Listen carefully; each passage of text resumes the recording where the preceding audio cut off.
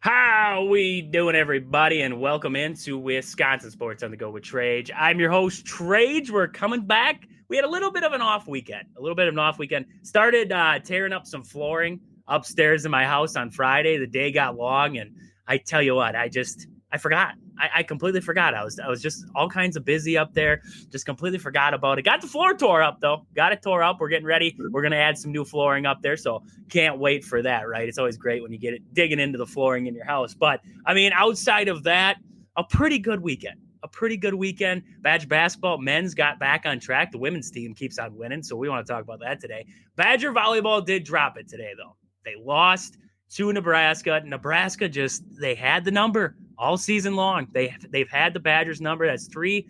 I said it going into it. I was like, it's hard to beat a team 3 times. I knew it. I was like, it's hard to beat a team 3 times. And, well, for Nebraska, I guess not. And, that was – I don't want anybody to look at – okay, the Badgers got swept 3-0.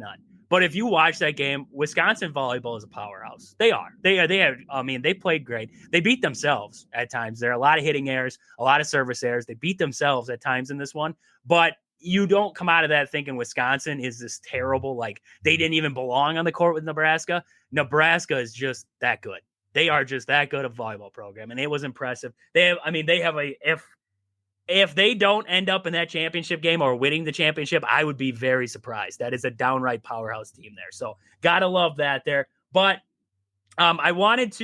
we got a lot to get into, Kyle. We got a lot to get into today. Yep. So, hey, I got Kyle with me today. I don't want to forget about Kyle here. I got Kyle with me from Chomping on the Bit podcast over there, Integrity Sports Network. Kyle, how we doing on this Sunday? It's a little brisk here in the state of Wisconsin. How's it going down there in Georgia? It's a little brisk down here as well. Look, it's been a good day.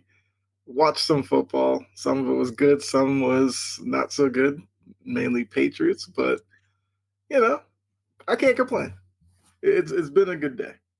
What's your definition of brisk? Like, are we talking like my definition of brisk? Or are we talking like, I don't know, like 50 degrees? Georgia's version. Like it's 45 degrees down here, and people down here will be losing their mind. For me, it's fine. Like if it's 45 in Boston right now, like you're feeling it. So yeah, it's brisk for the southern people, but for me, like this is in my wheelhouse.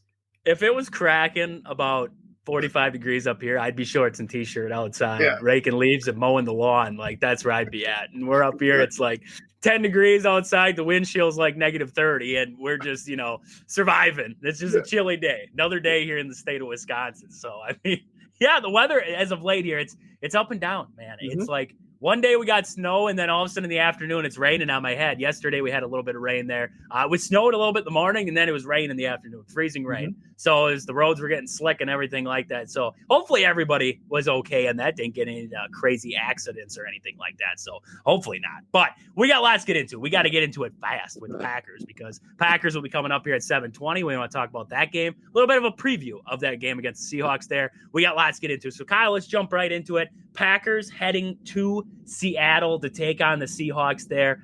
The 12th man out there. It's always tough. It is always tough in Seattle. That game. And I'm looking at this game in Seattle, and I'm like, this feels like a playoff game. This feels like a playoff game for both these teams because the Packers heading out there, they haven't beaten anybody ahead of them yet, right? They've beaten everybody behind them, but they haven't beat the Vikings. They didn't beat the Lions. They haven't beat the Eagles. They haven't beat anybody in front of them. Well, the Seahawks are technically not in front of them record-wise, but in their division, they are. They're top of their division. So this is a game where you could see this happening in the playoffs. You could end up playing in Seattle again in the playoffs. So this feels like a playoff game. Plus, Seattle, on the flip side of that, like I was just saying with the Packers, Seattle hasn't really proven that they can beat the best teams yet. They haven't proven that they can beat the Lions. They haven't proven they can beat these teams. They think that the Packers are one of those teams at this point. So they're going into this game thinking that same scenario. Hey, we got to beat this team. We have to prove to everybody that we are legit. And what better chance to do it than against the Packers on Sunday Night Football? Like, that is 100% the truth right there. So, I mean, I got a lot of keys to this one. And I'll go over my keys here, and then we'll talk about this game a little bit. My number one is the Packers got to get Josh Jacobs going in this game. Like, you want to win a football game, you got to start that baby on the ground. Josh Jacobs has got to get going in here. They got to own that line of scrimmage. Last game, the offensive line kind of got beat up early against Detroit there. Detroit was able, I mean, they were bull rushing right off the bat there. Jordan Love was under constant duress back there, and it just seemed like for the first couple possessions for the Packers there, they weren't able to kind of settle in to the game there. I want to see the Packers establish that run game early and just get it going. Seattle gives up an average of 4.7 yards per carry, per attempt on the season so far. So they aren't very great. They're not very good between the tackles, and that's where the Packers got to exploit in this one with Josh Jacobs there. Establish that line of scrimmage early in this one. Seattle's pass defense has actually looked pretty good over the past month. So they need to get that ground game going to kind of open up that passing game there, because Seattle, if you want to look at that defense, the secondary is probably their strength. They have a good pass rush, though. They have 5 guys who have over 30 or more pressures on the season. So they can get after your quarterback, too. So there, once again, that comes down to that offensive line for Green Bay has got to own that line of scrimmage in this one. Geno Smith has been sacked 40 times on the season so far. That is, I mean, a staggering amount there. So you look at both sides. The Packers have got to own the trenches in this game. We talk about it week in and week out, owning the trenches. You want to win a football game, you got to own the trenches. That's where I'm looking in this one. Jackson Smith-Njigba, a lot of people forget about him because he's kind of, I wouldn't say he's hidden, but you think of the Seahawks. Who do you think of? DK Metcalf or Lockett. You're not thinking of Jackson there, but he has been great this season. Mainly, over this last little stint here, he's had 5 straight games of 70+ yards. So that's impressive stuff there. He lines up in the slot a lot. So, but he's also going all over the field, which is going to challenge what the Packers can do in that secondary. Because when you look at this combo that they have there in the wide receiver room, Smith-Njigba, and then you have Lockett and you have Metcalf. Metcalf, he stretches the field out. He's going to be your blow it over the top guy. Smith-Njigba, he's going to find ways to get open, whether it's over the middle, whether it's on the outside, he's going to find a way. And Lockett has always been a very good route runner. So I look at those 3 guys and I'm like, oh boy, the Packers secondary is going to have some trouble tonight here. We're going to have Jair Alexander is out for the Packers in this one. That does not help. We were all hopeful. We're like, oh, he practiced first couple days this week. We're like, yes, full practice on Wednesday and Thursday. We're going to get him back. Did not see him. He did not practice on Friday. And then we found out that he was going to be out for this game. So no Jair Alexander, no Javian Bullard in this game. That hurts. That hurts majorly because those are for the Packers with their depleted secondary, which struggles already to lose pieces to that secondary. That hurts even more. So that's a problem because you look at this secondary and they struggle over the middle of the field. They're actually one of the worst teams over the middle of the field covering guys. 174 completions over the middle of the field. They're 10 touchdowns. That's good for 30th in the league. That's wild. That is a wild stat. I kept hearing it all week long. I was like, they kept telling me the Packers are terrible over the middle of the field. And Dan Orlovsky was saying it. And everybody was saying it. I was like, what? Like, are you serious? Like, this is a stat, like, just over the middle of the field? And then I looked it up. Sure crap. 30th in the league right there. So not great. They cannot get beat over the top. You cannot let DK Metcalf, you cannot let him be that X factor where he's beating you over the top for big gainers. You got to keep that thing underneath, which is what the Packers do a good job of. They'll keep you within 5, but you're probably going to complete it underneath there. So it's going to be a lot of, for me, what are the pass rush for the Packers? That front 4.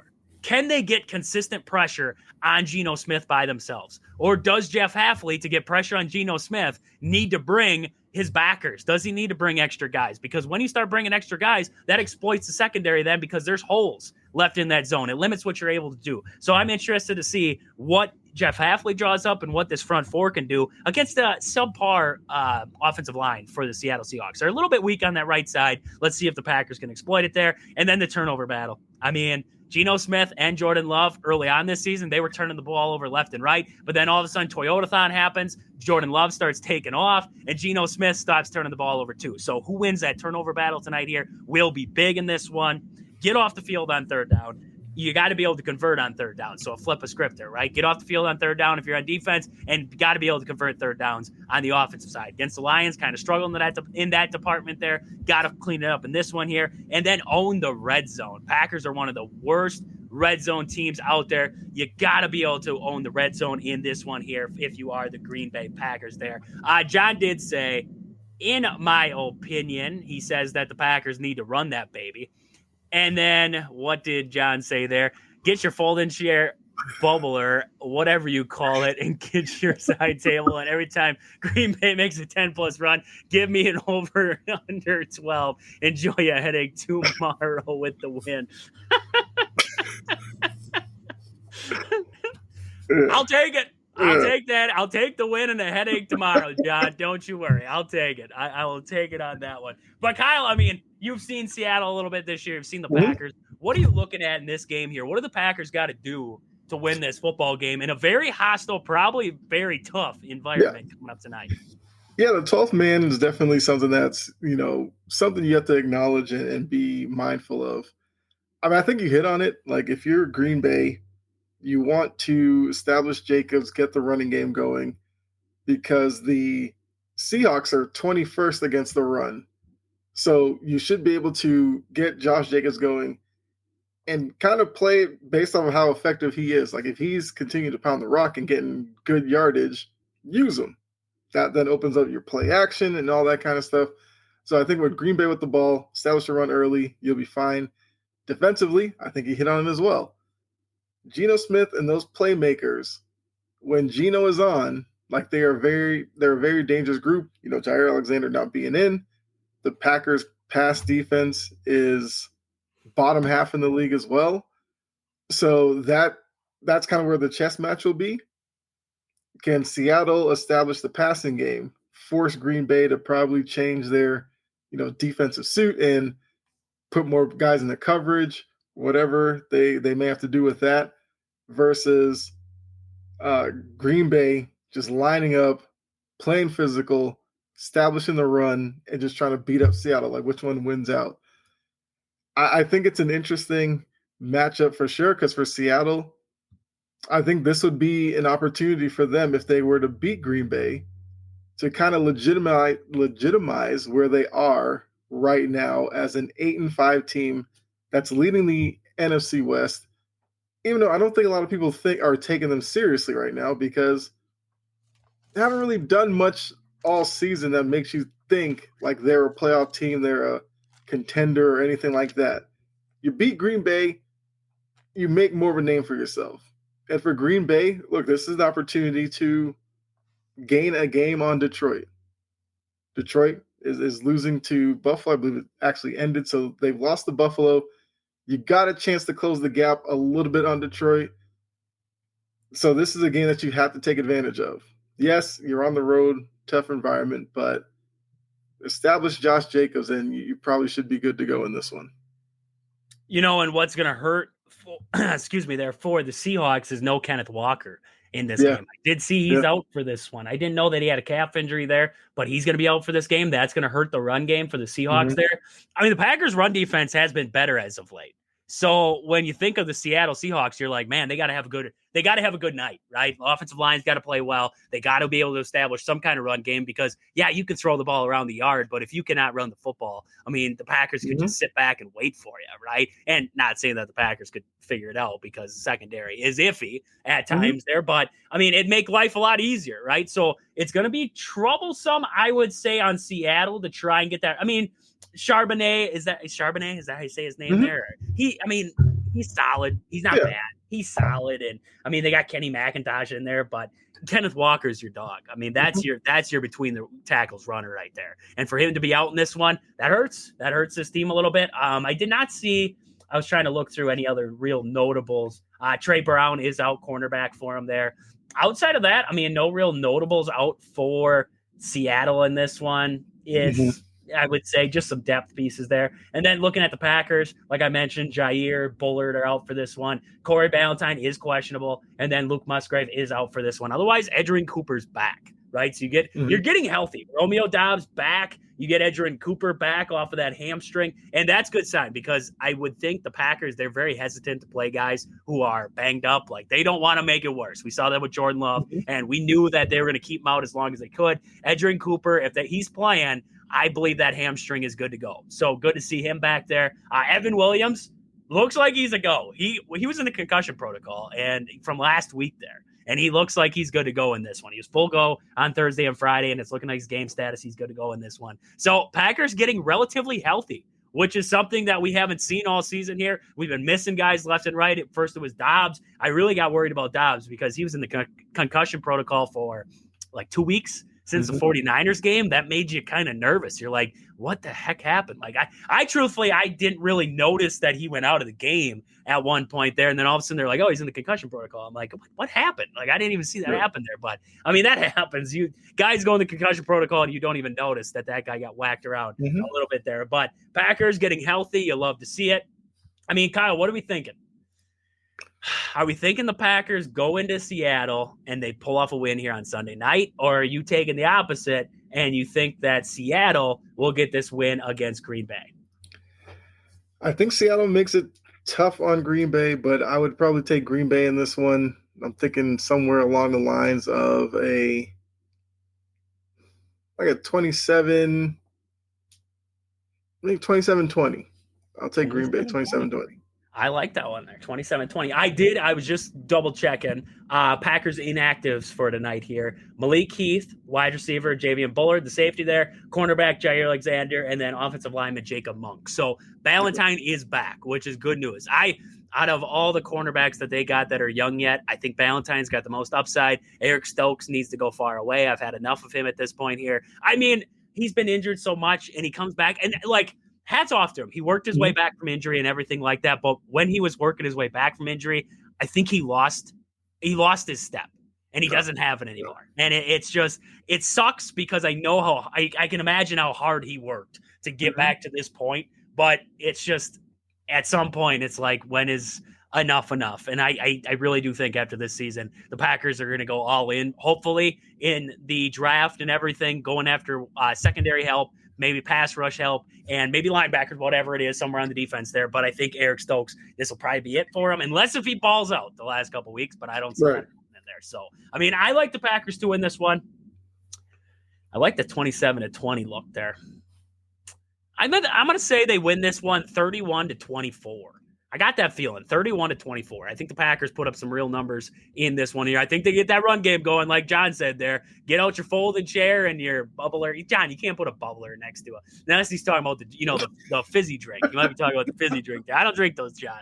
I don't drink those there. But I agree. I mean, run game, it's going to start with the run. Can you establish the run game in this one? And then from there, allow Jordan Love, put him under center. I mean, I hate when we put – always in shotgun, right? We're always in shotgun, always in pistol. I hate that. I hate that so much. Jordan Love is so good when you put him under center and he's able to, look off safeties coming back, and he's able to, you have that threat of him, the triple threat, whatever he's going to do in there, right? He can throw it, he can run it, he can do all those things. He can give it off Josh Jacobs. You got to allow that, right? In the shotgun, I mean, even for Josh Jacobs as a running back, how much does he want to run if his quarterback's standing right next to him and hands him the ball, right? Now he's got to get the full head of steam going forward. Give that baby a 3-yard head start. Ain't nobody putting Josh Jacobs on his back on the defensive line there. So, I mean, man, just wow. So, John is in this. We're going to get into this here in a second. So we both got Packers winning this game here. But John says, side game, were you more surprised Saints almost beat Washington, or the Chargers defense was non-existent,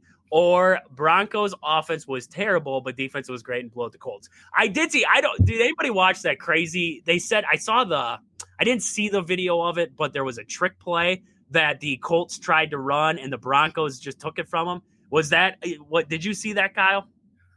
I did not see that play. No, I was keeping track of that game, like a little game cast thing. So I didn't actually watch that one, but the Colts were kind of in a desperate situation because this was their opportunity to beat a team that's literally right in front of them for a playoff seeding. And, some teams go kind of crazy with that and try to get unpredictable. But, yeah, I mean, good win for Denver.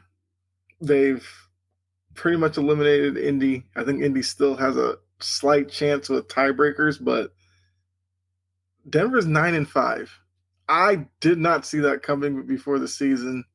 I think you got to give Bo Nix a lot of credit. You got to give the defense a lot of credit. You got to give just like his coaching staff, like everything. Like Denver is doing something that obviously you don't think they're gonna do much of anything, in the playoffs or anything like that, because it's hard to pick teams that are led by young quarterbacks in the playoffs. But that defense is gonna keep them in games. And I mean, trying to see like who they could match up against. Like you potentially match up with the Steelers, which probably wouldn't be a good one for them. But that defense against the Steelers offense, which isn't explosive but has explosive potential. Like if they keep it low scoring, that's a team that Denver may like going up against. But yeah, I mean, yeah, Colts have tried some weird trick plays over their history. I still remember the 4th and 3 against New England when they had like the center and a wide receiver to take the snap. Everybody else was off to the side.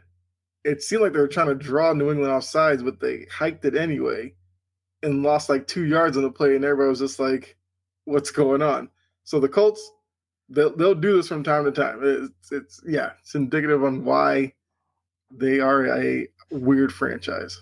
I just watched the video of it now. So Richardson tries to chuck it out to Antonio Mitchell, and then he catches it, tries to throw it back to Anthony Richardson. And mind you, Mitchell's on the sideline and Richardson's basically in the center of the field, if not further over. And he tries to throw it back to him. And the Broncos, it must have been their safety or corner, comes running through in front of Anthony Richardson and then houses it on a pick six there. So, I mean, just a disastrous trick play. Like, that's when a trick play comes back to bite you there. But so, yeah, Broncos lose that one. So his question was, Broncos offense was terrible. Defense was great. Were you more surprised Saints almost beat Washington? Now, I wouldn't say I'm surprised. It seems like we get a lot of these games now, right? I mean, we had Carolina. How many weeks in a row did they almost beat? The Chiefs, and they almost beat the Eagles there. I mean, we watched that kind of stuff happen. It doesn't surprise me that we see games like that. Chargers defense non-existent. Who did the Chargers play today? Buccaneers. Holy crap. Ola Baker lit them up for 4 tutties. See, that's why I'm on a bye week for fantasy.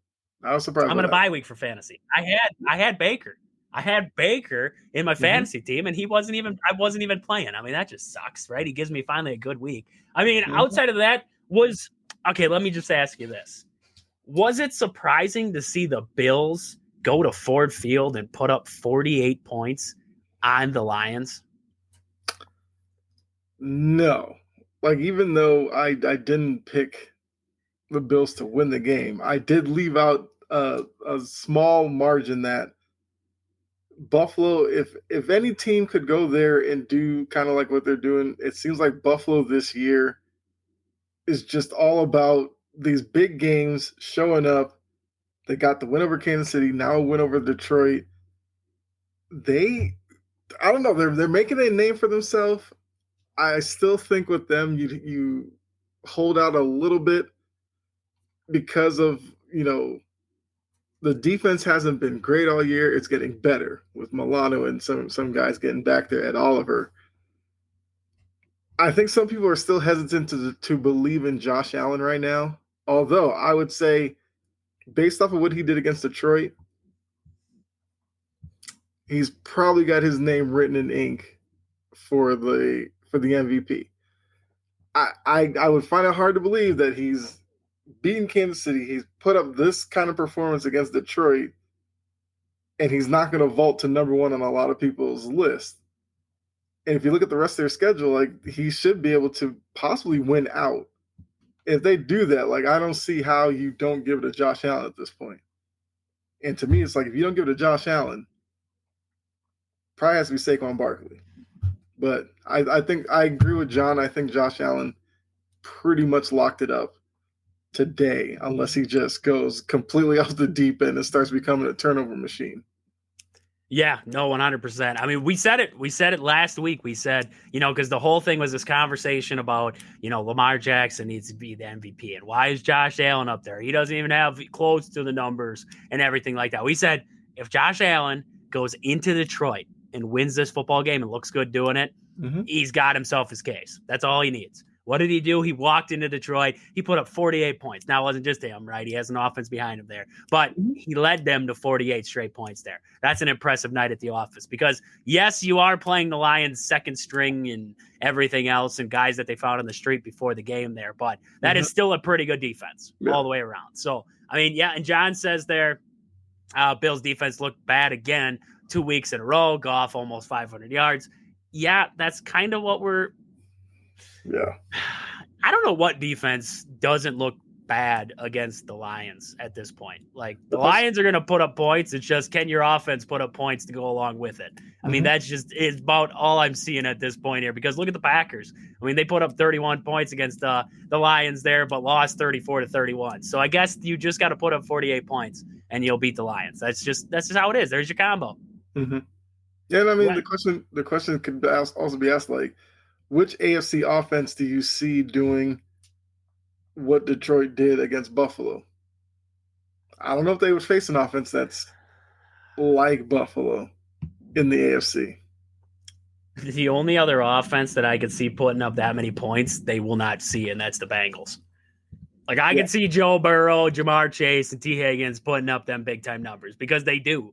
But, then you want to talk about a defense giving up 40-some points behind that. Yes, like that'd be the team right there. It would be the Bengals in that one. Outside of that, I mean, I don't think the Chiefs are putting up that number. I really don't. They're gonna keep it closer than what that was. I mean, their defense is gonna be able to hold their own in that one. But outside of that, I mean, the Texans ain't doing it. Broncos aren't doing it. I mean, Steelers definitely not. After today, Steelers aren't gonna do something like that. Chargers, no. I couldn't see the Chargers doing it. Nobody else outside of probably for me the Bengals would be my team that would put up that boatload of points there, and that's what John says too. He says the Bengals. Outside of the Bills, your most prolific offense would be the Bengals, and then after that, I don't even know. Like, give the Bengals the Chiefs defense and put them up against the Bills. That'd be a heck of a game. That'd be a heck of a ball game right there. But we get to watch craptastic Bengals defense. It was better watching them in the Simpsons version the other night there. Their defense looked a little bit better. It looked a little bit better in the Simpsons version of it there. Yeah, I mean, I saw a little bit of the Simpsons thing. I thought it was creative. I thought, swapping in and out random players for Simpsons players was interesting. The commentary, matching up with it. I think with the NFL doing stuff like this, for the most part, you got to say it's worked for them. So yeah, I hope they keep it up. I mean, I'm thinking about like other worlds they could go in. Like, would they do a South Park? Would they do South Park? I mean, that would be crazy. But I mean, if you did The Simpsons, like, you got to think South Park could be on the table. Family Guy, get Peter Griffin up in there trying to house a kickoff. I did think it was cool, but I was, I have Jamar Chase in my fantasy, and I was in a close one trying to lock up the 1 seed. And then all of a sudden I'm looking, I'm like, wait, they have 3 of the Simpsons characters out there. I'm like, somebody, I think it was, I don't remember if it was Bart or somebody caught a touchdown pass. And I'm like, wait, was that supposed to be Jamar Chase? Who just caught this touchdown pass out here? So I'm looking, I'm like, what the heck is going on there? John says the Marvel. He thinks they're going to do a Marvel. I was about to say, you can get away from kind of the animation, get into Marvel would be pretty cool. Do they go like, I don't know. Well, I don't think Disney or any of them have like anime properties, but I was thinking of something like that as well. But yeah, they have ownership of Marvel. Like, why not use it? Disney would be wild. What would you even do with Disney? I don't even know. I don't know, Mickey Mouse. Like, I don't know. Mickey. We're gonna do Mickey Mouse hours there. Yeah, Mickey, you got Minnie running around. You throw some Goofy out there. Have a little party with it. I can see it happening. It's like we're giving them the pieces. They have the Nickelodeon broadcasts. Like you could do it. I've watched the Nickelodeon one before. I think that's also really creative, and how they do that. They cater that strictly to kids. SpongeBob explaining rules and all this kind of stuff. Like, I get what the NFL is doing. I think it's a smart move by them. So keep it up. We love it. We want to see some crazy stuff. Chat, Chris, for some reason, like some of my channels, the chat's not coming up, but he said about Charlie Brown. No, because what if you put that girl out there for the kick? Oh, that'd be funny though. If they had a missed kick and they had him just pull the ball out last second there, and just watch the kicker wipe. That'd be the way to do it. With as many missed extra points as we're having these days, I mean, that'd be the way to do it there. That'd be something to watch. That'd be something to watch there. So, I mean, good stuff there. Good stuff NFL-wise. Packers just about to start here. Watching Carrie Underwood sing us the Sunday Night Football song there. So, we know it's about that time of day. But we're going to get to Badger football quick. I want to talk about a couple of the transfers they got coming in. They added some big pieces already in the transfer portal. So I want to talk about them real quick here. Tanner Cozzoli, the tight end there out of Ball State, 6'7", 237 pounds there. He's a big guy. Number 2 rated tight end in the portal there. Last season at Ball State, he had 94 catches for 839 yards and 8 touchdowns. He's impressive. He's an impressive all the way around tight end there. He's a playmaker, got some versatility to him there. Great catch radius, can make plays in the open field. And he adds to that position group that the Badgers haven't had anything at since, I would say, Jake Ferguson.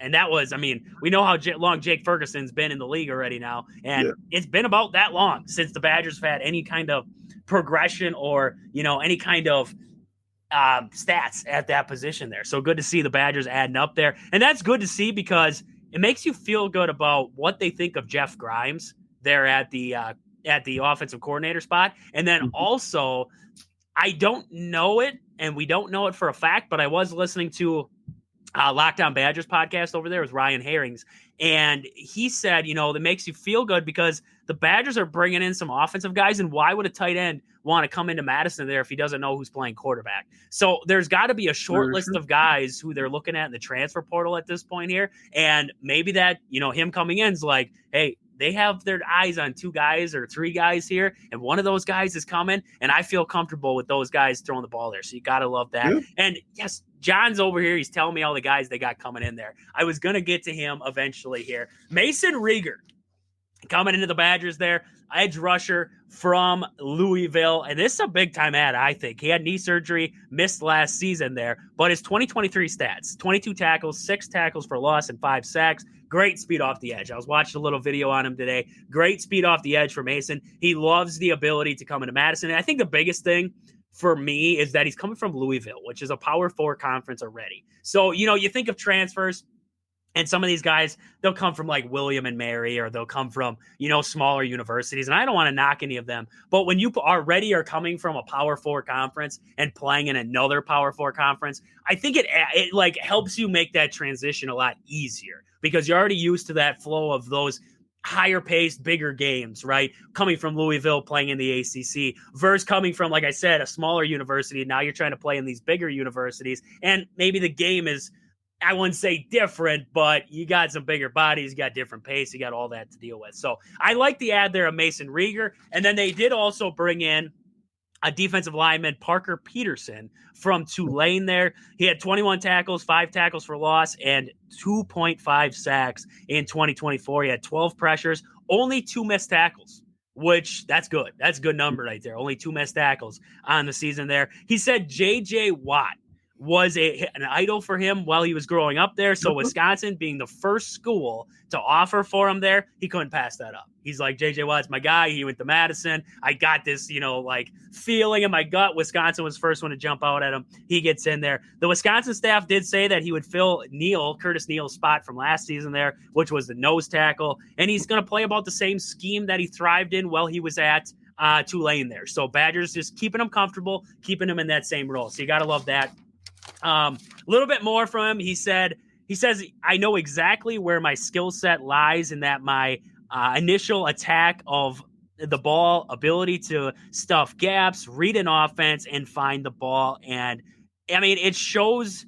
It really does. When you watch the tape on him, you watch everything. He's got the potential to be a game wrecker up the middle there. And he just has a nose for the football. And that's what you love. A nose tackle, right? Nose tackle. It's right in the name. That's what you want. You want that guy to have a nose for the football up the middle there. This is that guy. And you love the edge that he's coming in with. You love the confidence that he has. And you love that he has that ability where he's like, I'm going to fit right into this scheme. The Badgers staff told him point blank, like, we got a spot for you. It's open. Earn that, baby. And we're going to put you in that same scheme that you thrived in Tulane there. So he was impressive this last season and hopefully impressive for the Badgers coming up in this next season. But I love these 3 ads already. And, there's going to be more out there, of course. But I love these 3 ads. The Badgers, where were their problems? Defensive line. Couldn't get pressure on quarterbacks. They add 2 defensive linemen already. An edge rusher, and they add this defensive lineman, Ian Peterson there. And then they say, where have we not had production on the offense in about, 3 years, since 2021 at least, with Jake Ferguson? Where have we not had production? That tight end room. Let's go get us a playmaker at tight end who can extend the field. And when you're running a run first, we want to establish the run kind of offense with Jeff Grimes there. Having a tight end, a trustworthy tight end, that's a quarterback's best friend, right? We're so reliant on wide receivers out here. You got to have a quarterback's best friend, and that is a tight end. That's what they got out there with the guy from Ball State there. So I love all these ads.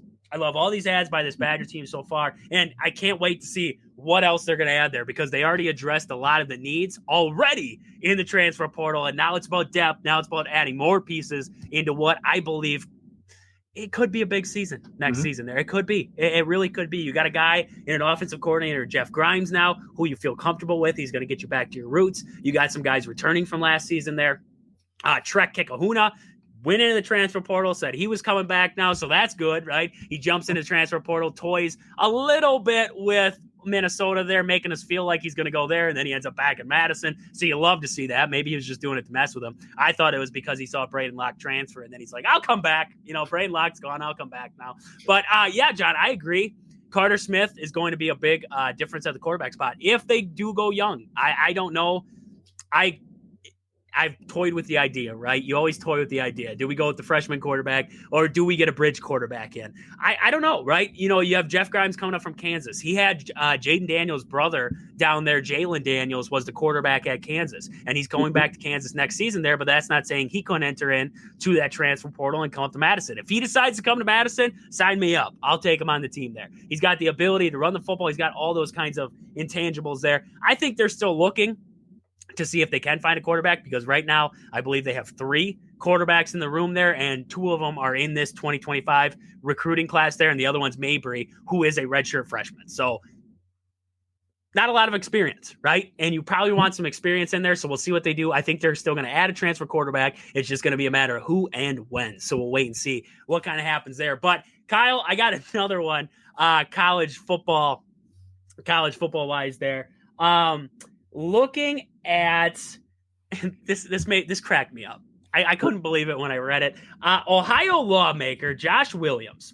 He's a state rep down there. He introduced the Ohio Act, the OHIO Sportsmanship Act Tuesday that would make it a felony offense to plant a flag at the center field of Ohio Stadium there. So now, not only were we thinking like, hey, the NCAA is going to get involved. No. Hold the phone. We're going to make it a freaking law that says if you try to plant first off, Ohio Stadium is AstroTurf. I want to say this to the Michigan fans and everybody out there. You are not planting a flag in AstroTurf. You can try, but unless you're going to drill a hole in there first, you're not planting that flag. So just let's get that out of the way right away. But let's look at, Kyle, we got lawmakers involved now in this one. And this is a little whack. This is a little whack to me. So weird. Like, I get it. You were butthurt somebody planted a flag on your field. But it's just planting a flag. It's not like they're running around shooting flares and all this kind of stuff, creating some type of chaos and everything. It's just planting the flag. And it's very simple to stop it. You don't let them win on your field. if they don't win on your field, they'll never plant the flag, and then you just keep it moving. This screams of, butthurt Ohio representative wants to make a big name for himself, so he's going to introduce it as a felony, which means now if some team goes in there, wins, that was kind of a big underdog, they're going to run around, probably grab the flag, and as soon as they're out there, plant it, go, oh, wait, if I do this, I could get like jail time or something, and then turn around and not do it.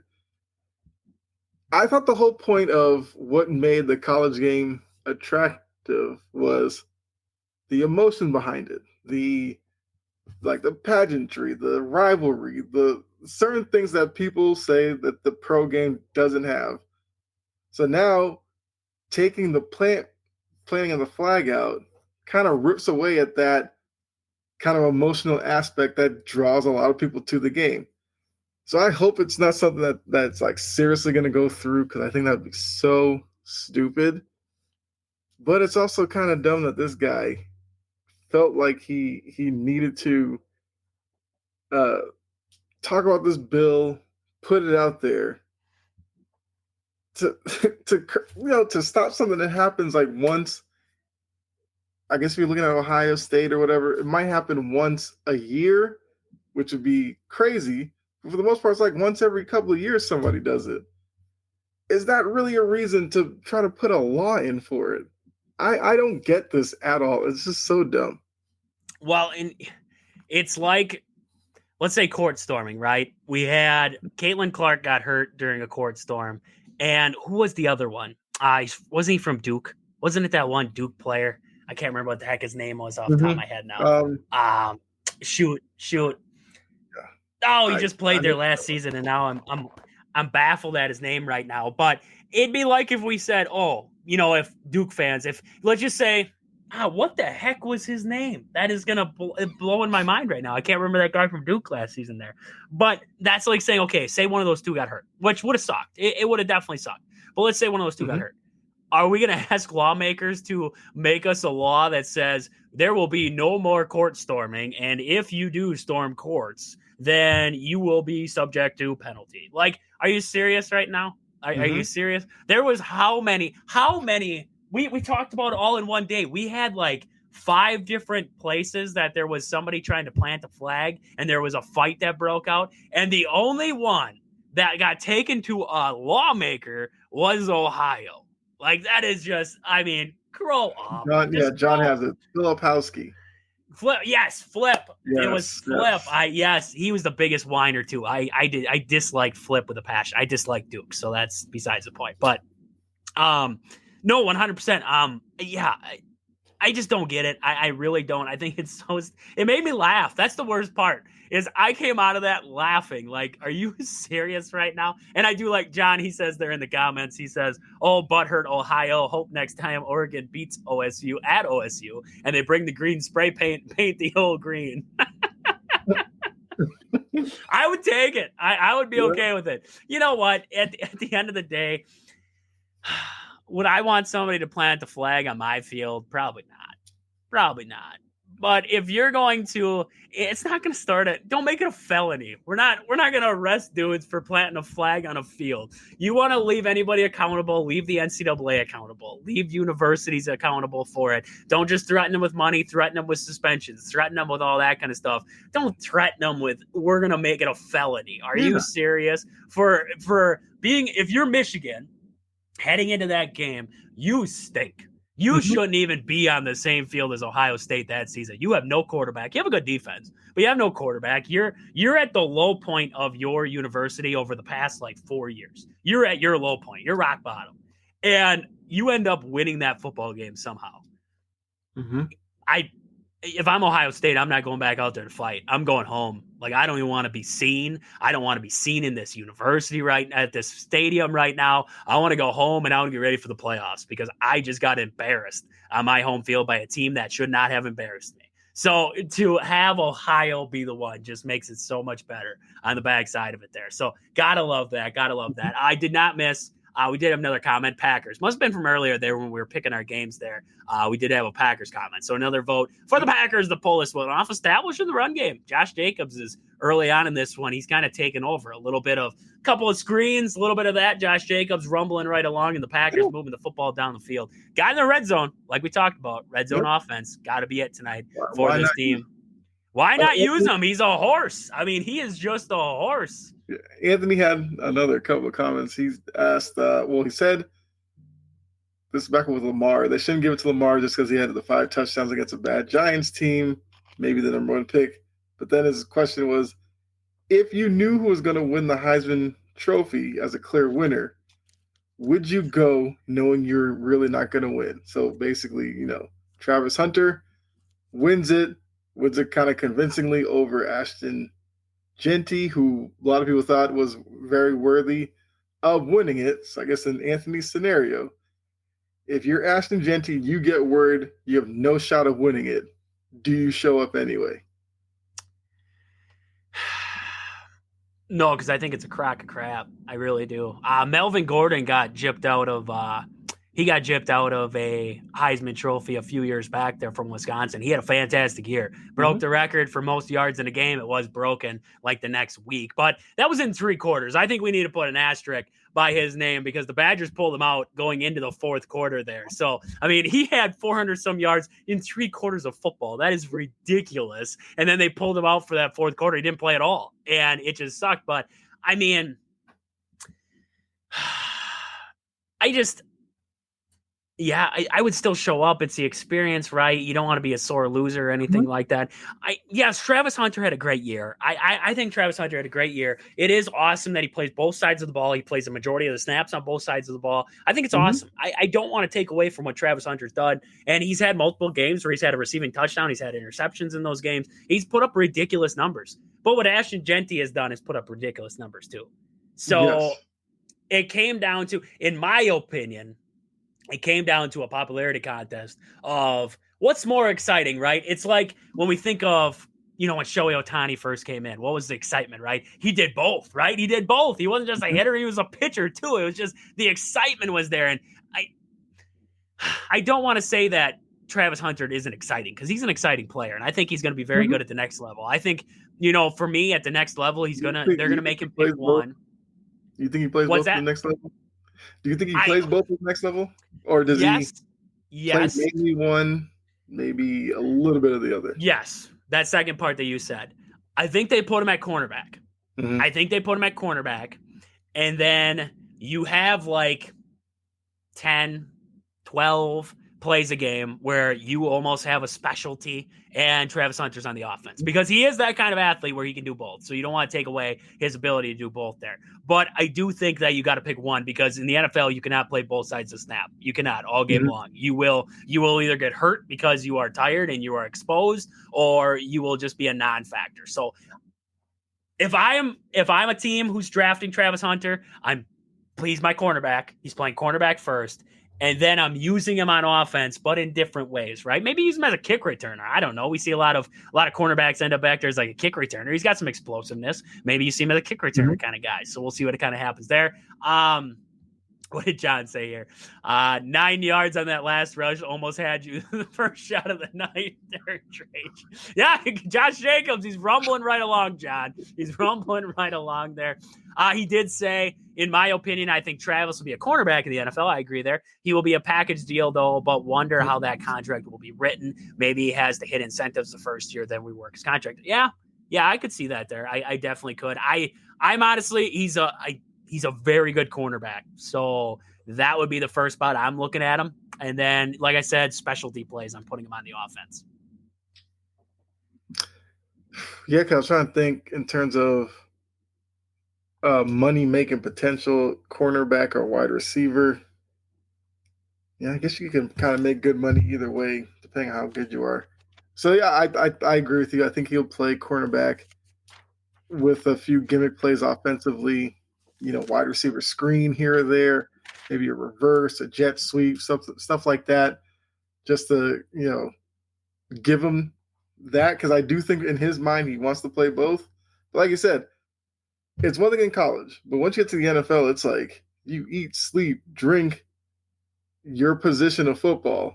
If you're having to split your week between two positions, that's going to be tough. So he'll have to commit to one, leaving the option open for the other side of the ball.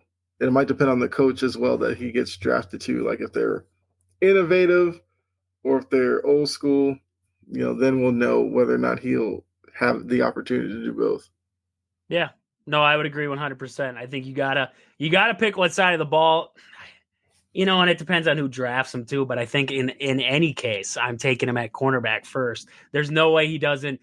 I can't think of a team out there that if you do not have enough cornerbacks on your team that you don't need him to play in that cornerback spot. So that'd be the first spot I'm looking at him. And then on the off, you have to put him on offense because he has that ability. I just feel like you have to be able to do it there. What John say there? He's talking about the Patriots there. If he goes to the Patriots, where are you putting him? On the other side of Gonzalez, nasty, but we need wide receiver help bad. And that's where I'm saying is that you kind of play the best of both worlds. You get that help on the defensive side, and you have them for, let's just say you have a third down play, right? 3rd and 5 or something where you need a first down.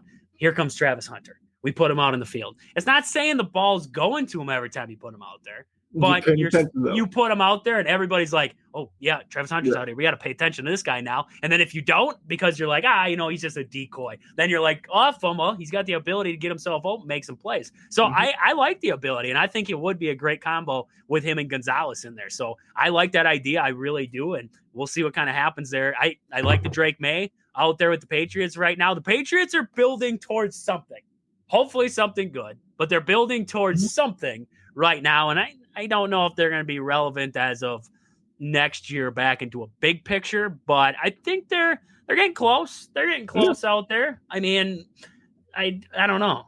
What team would you say is down and out right now, but is closer? Is there a team that's down and out right now that is closer than the Patriots to being something? I guess looking at the Panthers are one of those teams that I'm like, if they were to add some more pieces, yes. Like I'm watching them right now, and I'm like, if this team could add some more pieces, I think they could be something. And that division that they're in with the Buccaneers and the Falcons, and slipped my mind, the Saints there, they are. You could win that division. You could find a way with a terrible record. 8-9, 9-8 type of division, yeah. Yes, 100%. So, I mean, the Panthers, they've been playing some good football. It's inspired football. I get it. But Bryce Young is proving himself to be a solid guy. Get him some weapons out there. I mean, him and Adam Thielen are just all of a sudden. Adam Thielen's playing like he's prime again. And it's just, it's been nuts to watch. But, I mean, we'll see what kind of happens there. But I do, the Heisman, it's like it sucked because you knew what the outcome was. You really did. But you were just sitting there in the back of your mind. You're like, please just, I want to see Ashton Genty win it. I think he deserves it. And then this is what we end up with. So, I mean, yeah. So we'll see what kind of happens there in Ohio with the flag planting if they create a felony, because I'm going to go plant that flag then, and we'll see what happens to me. I mean, they'll throw a felony right on me. I don't know. I hope somebody on the committee or whatever it goes, we can't be serious about this, right? Like, yes. This was just you getting out your frustration and whatever. You cannot be serious that you're going to make it a felony to plant a flag, which, yes, it might rile up home fans after a loss, but outside of that, what's the real harm in it? Yeah. None. No, exactly. And, I really hope that somebody in Ohio says, is our taxpayer dollar really being used to stop flag planting at Ohio right now? Like, don't we have bigger fish to fry down here at the moment? John says down and out and closer than Pats. I say give me Panthers and Bears for next year, but after that, Pats should be above too. We agree 100%. We think the Pats are there. The Bears need to find a head coach. I think the guy who could have maybe turned that crap show around would have been Bill Belichick, but they let him walk to North Carolina there. So, I mean, that's whatever at this point. And the Panthers, like we said, the Patriots, they should be above what they are now. I think they'll be a pretty solid, formidable team that can knock off some teams along the way. So, I like that one there. I want to get to our fact of the day and a little Badgers basketball here. But before we get there, what are your thoughts on the Bill Belichick to North Carolina? I mean, it's surprising but I love it. I do. Everybody's like, this is, I've been listening to everybody. Oh, he's not going to go sit in a recruit's living room. He's not going to go sit there. This is what I'm going to tell you. There are about 10 recruits where he'll have to go sit in their living room. They'll all be 5 stars, and they'll all be that top 10, the guys that you want. You really need them, right? Yep. Your Arch Mannings of the world and everything else. The 4 stars, the 3 stars, every one of those guys. Do you know how many guys are just going to come to North Carolina because they're like Bill Belichick's the head coach? Mm-hmm. A lot. Yeah. So you can send out whoever you want, whoever he brings in to be his coordinators and, recruiting guys and everything like that. You can send them to kids' houses, and they are going to know this guy represents Bill Belichick right now. And maybe Bill doesn't even have to leave his office. Maybe he just makes a phone call, right? Mm-hmm. But who isn't answering the phone call from Bill? Who doesn't want to be coached by Bill Belichick? Because guess what? You're on a fast track to the next level at that point. You're on the fast track to the NFL. This is a guy who spent years with the Patriots, and I used to make fun of it, right? They used to get grocery baggers. I'm like, who's Chris Hogan? Who is Julian Edelman at first? I'm like, who's this guy? And who's Wes Welker? And who is all these random guys that he brings in? But all of a sudden, he builds them. And these guys on the defense, it's like they aren't star players when they first come in, but all of a sudden they get built up. He knows how to build a team. He knows how to build it from the inside out. And everybody's like, well, how's he going to work in college? Do you realize that college is basically is professional football at this point? Mm-hmm. Money, contracts, everything else. I get it. He's not going to be able to know how to handle a college kid who just had his girlfriend break up with him. He's not going to be able to handle that, right? He has people for that. He can find somebody to go be like, hey, go make sure he's okay. Hire somebody on the staff who that's their job. Yes. Like these players have academic issues, their personal issues. You take care of that. For Bill Belichick, it's going to be game day, getting these kids into the league and making them a playoff team maybe next year. Because I agree with you. When I first heard that the interest was there, I thought like this was him. I don't even know. Maybe trying to stick it to the league because teams that were calling him weren't the teams he was expecting.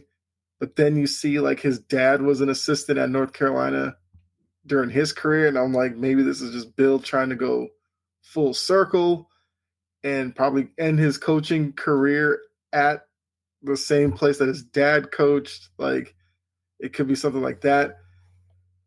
But I think this is going to be fascinating, especially him being at North Carolina and knowing that Bill O'Brien is coaching at BC. BC North Carolina games are going to be interesting to watch. I'm interested to see how long does it take for Belichick to turn them around and make them a good football team. Because it's going to be hard for me to think that it won't be too long before they're competing for an ACC title, competing for a playoff spot. And then once you get into the playoffs, that's where Bill's probably going to shine the most. So, yeah, certain recruits, if they just see that North Carolina is interested in them, they'll be like, Belichick's there, good, I'll take that. It'll be, like you said, the few recruits where it's like North Carolina wants me, Bama wants me, all these big-name schools, and Belichick goes, well, let me sit down with him and sway him to come to North Carolina, where all he has to do is go, yeah, I kind of want at the next level. I know what it takes to get to that next level. You want to play in the NFL, I'll get you to the NFL. He'll drop the rings on the table and be like, I'll put you in a position where you could potentially win one, maybe multiple of these. Who wouldn't take that? And it's gonna be fun. It's gonna be fun to see. He should bring on like Julian Edelman to be one of his guys. Like Julian, I know Gronk said he doesn't really want to be a coach or anything like that, but Julian Edelman, I think he would be one of them guys where you could send him out and be like, go to this person's house, go to this, because he loves to talk and everything like that. Mm-hmm. Send him out as your recruiting guy, because who better to send out than a guy who has been to the Super Bowl with this guy? Mm-hmm. Like, send him out to talk to these guys. So, I mean, I'm fascinated. I am. And you look at all these college teams, they're like, well, when do GMs get involved? Bill Belichick's been a GM and a head coach. He's been both, right? Yep. So he has that ability to be able to balance the checkbook while also balancing the workload of his players. So we'll kind of see what happens there. I love it. I love the move there. Tom over on Twitch, who wins this game? Are you talking about I want to make sure before we answer. Are you talking about the Packers Seahawks, or which game you talking about there, Tom? If you're still in the chat, let us know which one you're thinking there. John says that he already has the number one quarterback of 2026, multiple transfer 4 stars this year. His staff is what is going. Yeah, I agree. He's going to get a boatload of talent into North Carolina. And I think it only draws more interest from guys like they were talking about Michael Jordan. Like, he's like, oh man, let's make this baby. Let's make it pop, right? Let's make it pop. We got Bill in here now. Money's going to be through the roof. We're going to have eyes on us now. I wouldn't be surprised if a lot of these North Carolina games are on like ESPN or bigger primetime slot and everything like that. And college game day going down there. Yeah. And the big thing, how much easier is it for Bill Belichick to walk into an ACC team and get him to the ACC title game? Way easier than him jumping into like the SEC and trying to get them ahead of Alabama or somebody like that right away. So, I mean, like you said, we could see him year one with a turned over roster end up getting to an ACC title game and leading him to a college football playoff, which would be awesome. It'd be awesome because I want nothing more to shut up every single person who is sitting there like, he can't do it. He can't do it. It's going to explode. Like, what? Why? Why is it going to explode? Like, that's what I want to know. Why do you think it's going to explode? I just think you're nuts. Like, this guy is proven it at the highest level, and they're like, well, how can he coach the way that he does and do it in college? Nick Saban. That's why I think the hang-up is I think people, they think about Belichick with New England. It was very hard-nosed, very dry, very, whatever. And they think college kids won't necessarily respond to that. But I think what people fail to realize is all former players said Bill in front of a podium and Bill in the locker room are two different guys.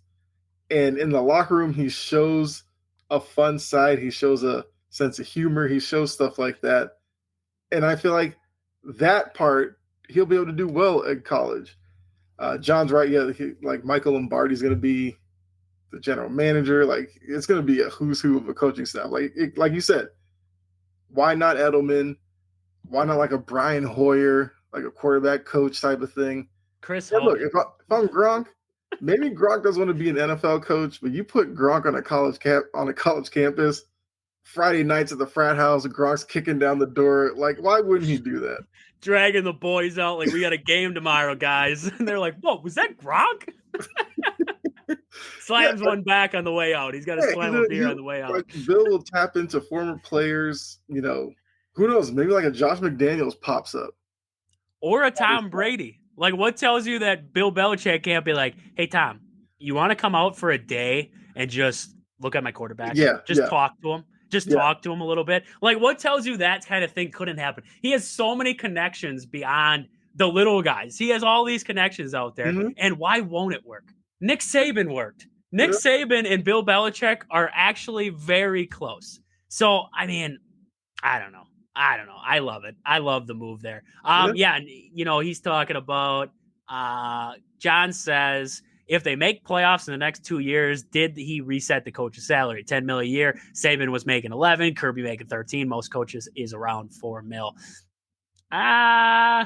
Yeah, kind of. I don't know. You'd have to see Bill's Bill. Like, to get Bill in, that's a different kind of. I really did. I was in your kind of boat with Bill Belichick. I was like, he's just entertaining the North Carolina job. He isn't actually coming in. He kind of just wants to, spark up NFL teams' interest. And then all of a sudden it's like he's taking the job. It was weird. It was definitely an odd thing there, but can't wait to see what he does there in North Carolina with this team. So, Kyle, what's our fact of the day today for December 15th, as we see the Packers put it into the end zone there. Romeo Doubs back, and he puts her into the end zone. Yep. Gotta love that there. He is wearing the Guardian cap tonight. So, a little wary of it now. I love it. I like it. I like it. You're a little wary of it. I do. I agree. You get a concussion or anything like that. Like, I love to see it. I do. I love to see him have it on there. And the all white too. They got the all white uniforms on. He's got the all white Guardian cap on. That's awesome. That is awesome there. But Kyle, what do we got? Fact of the day for today, December 15th. Let's see. So I will say, because like I said, Anthony's been commenting on mine. He said Travis Hunter needs to gain some weight, which I feel like is if he wants to play both ways there. Travis might go to Jacksonville, is what Anthony's predicting. Okay. Says the Colts need a quarterback, and he thinks Bill to UNC was a PR move. We know he's doing it so his son could be the head coach soon. Why not? Why not? Bring your son with. They get Bill Belichick first, and they get his son. Why not do it that way? The Belichick name will carry some weight. All right, so fact of the day. Like, this is going to kind of tease the sweet tooth in everybody. So December 15th is known as Lemon Cupcake Day. Don't know how many of you are lemon cupcake fans, but it's a holiday food, whatever, encourages everyone to indulge in the delicious lemon-flavored cupcake to celebrate. So now remember, December 15th, go out, make a batch of lemon cupcakes, if that's your thing, and you'll remember December 15th from now on. All right. I did not know lemon cupcake had a day. Now I do. I don't like lemon cupcakes. I mean, I don't like really lemon anything. Like lemon meringue pie. Ugh. Like, not a fan. Not a fan. I think the key when it comes to lemon is you got to get the right balance with it. Like, you don't want the lemon less lemon, more everything else. So if you put like a little bit in there, get a little lemon kick, yeah, it's fine. It's fine. I will say, all right, you go out ice fishing, you catch yourself a few, whatever you're catching, walleye, perch, whatever you're catching that day. You slap a little lemon on the top of that. All right, we're talking now. Like, we're talking a little fresh fish with a little bit of lemon. Lemon meringue pie or a lemon cupcake, like, think of something else. Like, there's vanilla, there's chocolate, you could think of 9,000 other combinations, but the first one you're thinking of lemon, oof. All right. So we'll take it. We'll take it. You know, I could complain about the different combinations of cupcakes, but I've seen Oreos, and Oreos are just whack these days. They have like 9 bazillion different Oreos they come out with. There's a Lady Gaga version of it. There's Aaron and I were looking it up one night there, and it is crazy how many different kinds of Oreos. Coca-Cola Oreos. My wife had them at the house here at one point. Disgusting. Like, those things are absolutely disgusting. Sour Patch Kids ones, those were gross too. Not gonna lie. Did not like. What if you're in the comments section right now? What was your favorite Oreo? Let me know what your favorite Oreo was out there. Hey, Kyle, what's your favorite Oreo? Like, what is your go-to? Like, don't say original, all right? Don't say original. That's boring. Come on. I will say, like, their Oreo thin line, like at one point they had a pistachio one. Not gonna lie, I really like the pistachio one, and for some reason I feel like I don't see it on shelves anymore. So I will say that one. And I guess like the golden Oreo. Vanilla. Yeah. That's a good one. Yeah. That's a good one there. John says the orange flavor. What's up with that? The orange flavor? Come on now. I like birthday cake. Birthday cake was a good one. Yeah, you can't go wrong with that. No, you can't go wrong. Now, if you start getting into the Lady Gaga version and everything else, you're getting a little wild with me there. I could not. The Sour Patch ones, I like Sour Patch Kids. I like Oreos, but don't put them together. Like, there's lines that can't be crossed, and that was a line that was crossed that day when they were like, let's do this. Like, no. And then the Lady Gaga version, that's like what you would expect out of Lady Gaga. Like, that is it right there. The pink one, not going to have it. Not going to have it there. But, Kyle, we got to get to some good stuff that happened over the weekend. The Badgers finally got back in the win column. Holy crap. It was like 3 straight losses, 3 straight road losses. They lost them, or not road losses. They lost to Michigan at home. And then they went on the road. They lost to Marquette. And then they lose that game to Illinois. And it's like, oh my goodness. Like, let's rattle off a win here, boys. Let's rally the troops. Let's get back at it. Greg Gard goes after Stephen Crowell. He's like, this guy's got to play better. He does. He shows up. In 17 minutes of action against Butler there, he has 18 points. He has 6 rebounds in that one, 2 for 2 from the free throw line, 2 for 3 from downtown. Stephen Crowell was a big factor. And it's promising. It's promising moving forward. Now, why did it take Greg Gard basically telling him, like, hey, dude, you're sucking. We're going to start limiting your minutes if you don't start playing better? Why did it take that to spark this out of him? I don't know, but it's nice to see that Stephen Crowell is a coachable guy. He didn't react to Greg Gard in his press conference, ultimately saying like, dude, you're sucking right now. He didn't react to it like, I'm going to shut down. I don't want to play for this guy anymore. He's like, let's build ourselves. Let's get back to it, right? We got to get better. He got better in this game. So it's promising moving forward there. I don't need Stephen Crowell to be, the star. He doesn't have to be a star. I have Tanjay. I have Blackwell. Those are my stars. I need you to be a guy. I just need you to be a guy. I don't need you to be, this offensive just juggernaut. Some nights I want you to be, but on other nights, I want you to be a great facilitator of the basketball. I need you to be a presence on the inside that teams still have to respect. And I need you to be a threat from the outside. If you're going to be on the outside and you have a wide open shot, just can it. Just put her up there. And we saw that in this one. No hesitation, took his chances when they're there, started out the game early and did his thing. I love to see it. So Steven Crowell is a big day for the Badgers there. Nolan Winter continues to impress me. He continues to impress me over the last few here. In this game, he had 29 minutes played. He had 20 points. He had 8 rebounds in this one. He's not the biggest guy in the world. He's not, he's tall, he's 6'10", but he doesn't have that size yet. He doesn't have that big, bulky size yet to him, but he plays big and he plays tough down there. And those are the things that you need to see out of a guy like Nolan Winter at this point here. And he's proven that he can shoot it from the outside a little bit.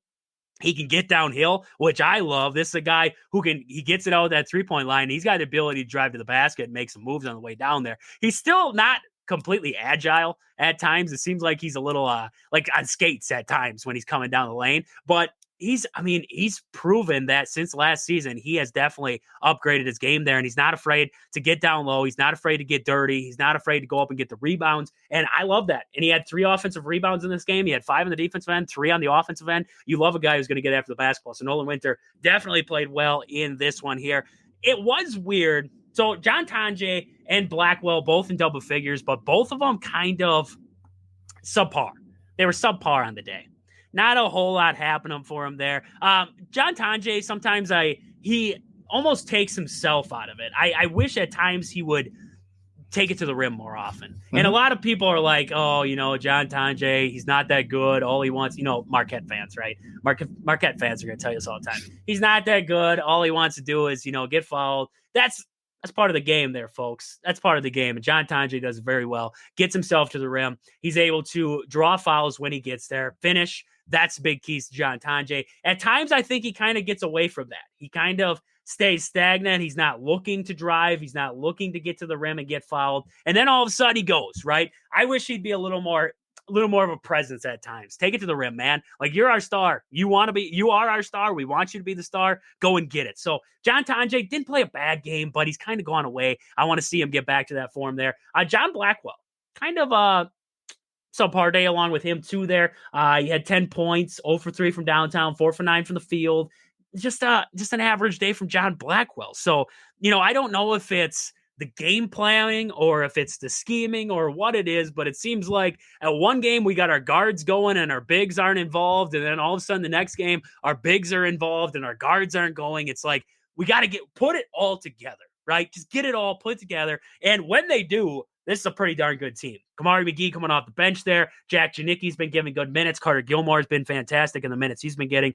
It comes down to, like I talked about early on this season, we're coming off a win here, so I don't want to make it seem like the Badgers didn't get a win there, but it comes back to what I was talking about with the beginning of the year with this team is moving the basketball around, moving it at a fast pace, finding open shooters, cutting the lane, hitting those cutters in stride, all those little things. And they did it at times in this game here, but those are things that they got to get back to involve everybody in this one, because early on, it was Steven Crowell passing the basketball. It was John Tonje on the outside.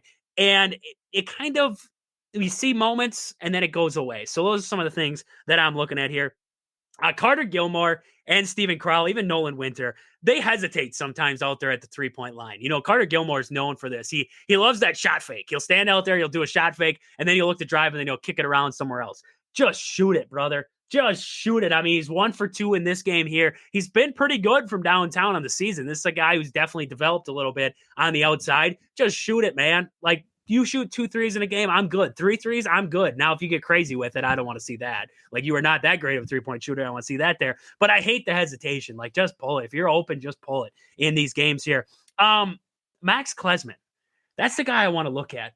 Max Klesman coming into this season, I was like, this guy, I'm expecting him to have one of those kinds of years. And so far, he's had a couple games where he got hot, but he's kind of fizzled, right? 29% from downtown on the season there, 33% from the floor. Like, Max Klesman I don't want to say I'm worried yet, but I want to say that there's something going on with this guy, because I've seen him airball a couple of threes so far. And it makes me nervous. It makes me nervous for it, because it's like, is there something like, you think of it's a mental side of the game. Then it's like, he's just got to see a couple go in. Right. And I thought it was going to be the Marquette game. Marquette, he went off and I was like, okay, Max Klesman's feeling it again. Like, we're good. And then all of a sudden here again, 1 for 7 in this game. And it's like, it's just not there yet. So hopefully we see Klesman start to figure it out here over the coming weeks. But I mean, just confidence, right? With Max Klesman is the big thing for me, is just shooting with confidence, getting him confident back in himself. I don't, like I was talking about with Crowell, I don't need Klesman to be the guy. He doesn't have to be the guy,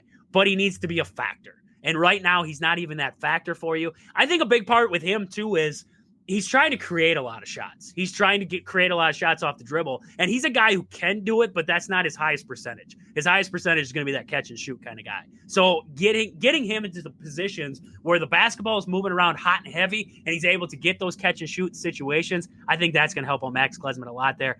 Love to start of this game against Butler, establishing the inside. We talked about their lack of post presence against Illinois. They got outscored by dang near 20 in the paint area. This game here, they controlled the paint, so you got to love that. The free throw line, once again, was their best friend. It was their best friend in this one, and sometimes it's got to be what it is, right? So I love their ability to get to the line and finishing when they get there. Only 3 turnovers in this game against Butler. I mean, what more? What more do you want to say? 3 turnovers in an entire basketball game. That's impressive all the way around. They led wire to wire. Every single time Butler made a run, got it down to 5. Wisconsin was able to answer back and take control of this one. 40 points in the paint. That is awesome. And then 19 assists is big in this one. 19 assists for the Badgers in this one all the way around. Love that stuff there. So, Kyle, anything for you stick out in that stat line for this Badger team in this one? Yeah, I mean, look, you mentioned the free throw line. And when you're a team like Wisconsin that the 3-point shot just hasn't been there. I mean, they were 6 for 25, 24%. Like that's not really going to get it done for you. But if you're not just settling out there and actually getting to the rim, getting to the line and taking advantage of that, you can kind of counter out the low percentage from 3 if you are going to get 20, 25 free throw attempts. That's going to put other players, in the opposition in foul trouble. It's a way for you to, stop runs, to slow the momentum. Like it's definitely a big deal there.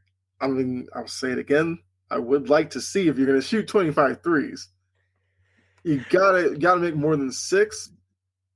But look, you beat a Butler school that, it might not be the Brad Stevens Butler team, but Butler's no small feat to go up against. So this is a good confidence boost.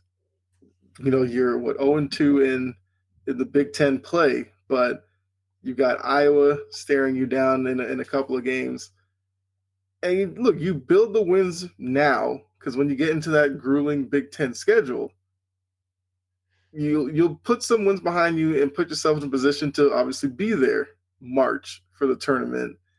And, we'll see what they look like at that point. But for me, it's still the perimeter shooting would be a worry. But the points in the paint, you dominate points in the paint, you dominate the free throw line, you will win games even if you struggle from 3. The scary part is if they could put it all together, dominate in the paint, take advantage of the line, and shoot a decent percentage from 3, like now you're talking about a team that could be a Big Ten title, could be in your future, and maybe a deep run in March.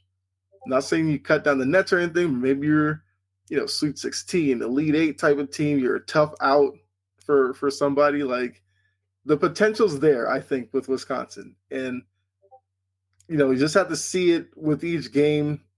How they get better, how they establish themselves in terms of, your go-to players, your complementary players that you can rely on night in and night out. I feel like that's where they're still kind of figuring things out. But, yeah, I would love to see a stat line where they shoot well from 3 and have the paint presence and see what kind of team they look like. Yeah, no, and defensively is where I kind of have question marks with this team right now, too. They're kind of struggling defensively at the moment. A lot of it is in that ball screen action that is hurting. But I'm looking at the bigs, and I'm like, interior defensively has got to get a little bit better. So that's what we're kind of looking at defensively. Now, the weird part is the Badgers are going to have this break here. So they played Butler. They're going to play Detroit Mercy on December 22nd, and then they don't play again until the 3rd of January. So that is quite the little break that they're going to have in there. This was a big win in the fact of, say you drop this game. You lost 4 in a row. You lose to Michigan. You lose to Marquette. You lose to Illinois there, and then you lose to Butler. Going into that game, then you got Detroit Mercy, but then you have nothing. Like you could that I feel like that would hurt. That would hurt a lot. So getting this win is a confidence booster for this big stretch where they're going to have off days where you should win that game against Detroit Mercy, I hope, right? Knock on wood. You should win that game. But outside of that, then you have Iowa after that, but you have a big break there. So this is a big win to get that confidence booster going into this kind of stretch run where you're off for a while before the gauntlet starts with the Big Ten schedule there. So we'll kind of see what happens. John did say, he was talking about college basketball, biggest jump so far is Kentucky. Biggest drop was UConn, but slowly clawing back. In my opinion, best team as of right now is Kansas, Duke, Florida, Auburn, Iowa State, Bama, Dayton, Marquette, MSU. Sleeper is Memphis there. Yeah, Kansas is iffy. AJ Storr, I did see AJ Storr is not having his best time down there in Kansas right now. So leaves Wisconsin for greener pastures and not really feeling it on the backside of it. So we'll see what happens there with AJ Storr in Kansas, but they got a solid, well-rounded team. Florida's been playing well. I agree with that there. Duke has got a lot of star power on that team. Auburn, a lot of star power on that team. Bama, they just kicked the crap out of. I don't remember who the heck I was watching them play yesterday there, but kind of a butt kicking in that one. Dayton did beat Marquette yesterday, so big win there for Dayton. And Michigan State, they're always good. Michigan State's always good. Tom Izzo always has them coached up right there, so we'll kind of see what happens. Not sure what is. I'm assuming Hannah didn't like my somewhat confident outlook on Wisconsin. Look, I'm not saying Wisconsin's going to win the title here. I'm just saying that you give me a team in when you're looking at college basketball, if they can dominate you at the free throw line in the paint, like you can do some things. You have your turnovers down where they had in this game, so you're not giving away points. Like you can do some things. That's all I'm saying. I'm not, like I said, I'm not saying that they're gonna make the Final Four or anything like that, but they could be. I don't know. You never know. That's what the tournament's like. Okay, I still said I would like to see the 3-point shooting get better, and I feel like that's definitely still a work in progress. Because that would kind of start looking like. Because I know John put like give me Purdue over Wisconsin. I feel like for a while there with Purdue, what kind of got them in the tournament was that their perimeter shooting would kind of would be non-existent, and then their kind of margin of victory would be like razor thin, and they'd go up against like a really fast team that could shoot from 3, and they wouldn't really have an answer. So that's why I'm saying with Wisconsin that if they can improve their 3-point shooting, they could probably avoid something like that, because that would be the worry. You get one of these schools that fly up and down the court, launch threes, you find yourself behind. If you can't shoot threes on your own, it's kind of hard for you to come back in those type of games. Yeah, no, I would agree. Wisconsin's got the ability to beat you in multiple different ways, right? And we've seen them with the ability to get to the free throw line and slow down games, so I kind of like that there. John did say, give me Purdue over Wisconsin. Give me Wisconsin over Oregon, John. I've had enough. Oregon, Purdue, MSU, Maryland over Wisconsin. Oh, just stop it. Once Wisconsin gets into Big Ten play, like you'll see where they stack up against against other teams. Yes, we saw them against Michigan, and Michigan, that team is good. That team is very good with Wolf out there in Golden. And then, you look at Illinois. Did anybody watch that game last night where they played Tennessee in Illinois, and it took Tennessee a buzzer beater to win that one against Illinois. So, and Illinois did not shoot the ball well, but they played defense very well. So Illinois, pretty darn good team, and the Badgers lost both those games close. So it kind of tells you where these teams, it's early season. We'll kind of see where it wraps up. You don't know a lot until you get into that Big Ten stretch. And it's a gauntlet of a season now in the Big Ten. So we'll kind of see what happens there. But Badger basketball, they're off now until the 22nd when they're going to take on Detroit Mercy there. John's telling us that Tennessee's overrated. Okay. Tennessee's overrated. All right. Dalton Connect's gone, and we all just shoot on Tennessee. That's all right. There. So I did want to mention real fast here, just because we are talking about college basketball at the moment here. Wisconsin women's basketball is off to I don't want to say that they're going to run the table here and be crazy good this year or anything, wild. I don't want to get wild with it here because I don't know about that, but they're 9-2 to start the season. And Wisconsin women's basketball hasn't been able to say that they've been 9-2 in a very long time. Mm-hmm. So an impressive start to this season. They had a big comeback win against Butler. We're just talking about Wisconsin-Butler. Wisconsin women's team played Butler just the other night there and got the big double overtime win there, 71-64 in that one. And Sarah Williams has been fantastic this season.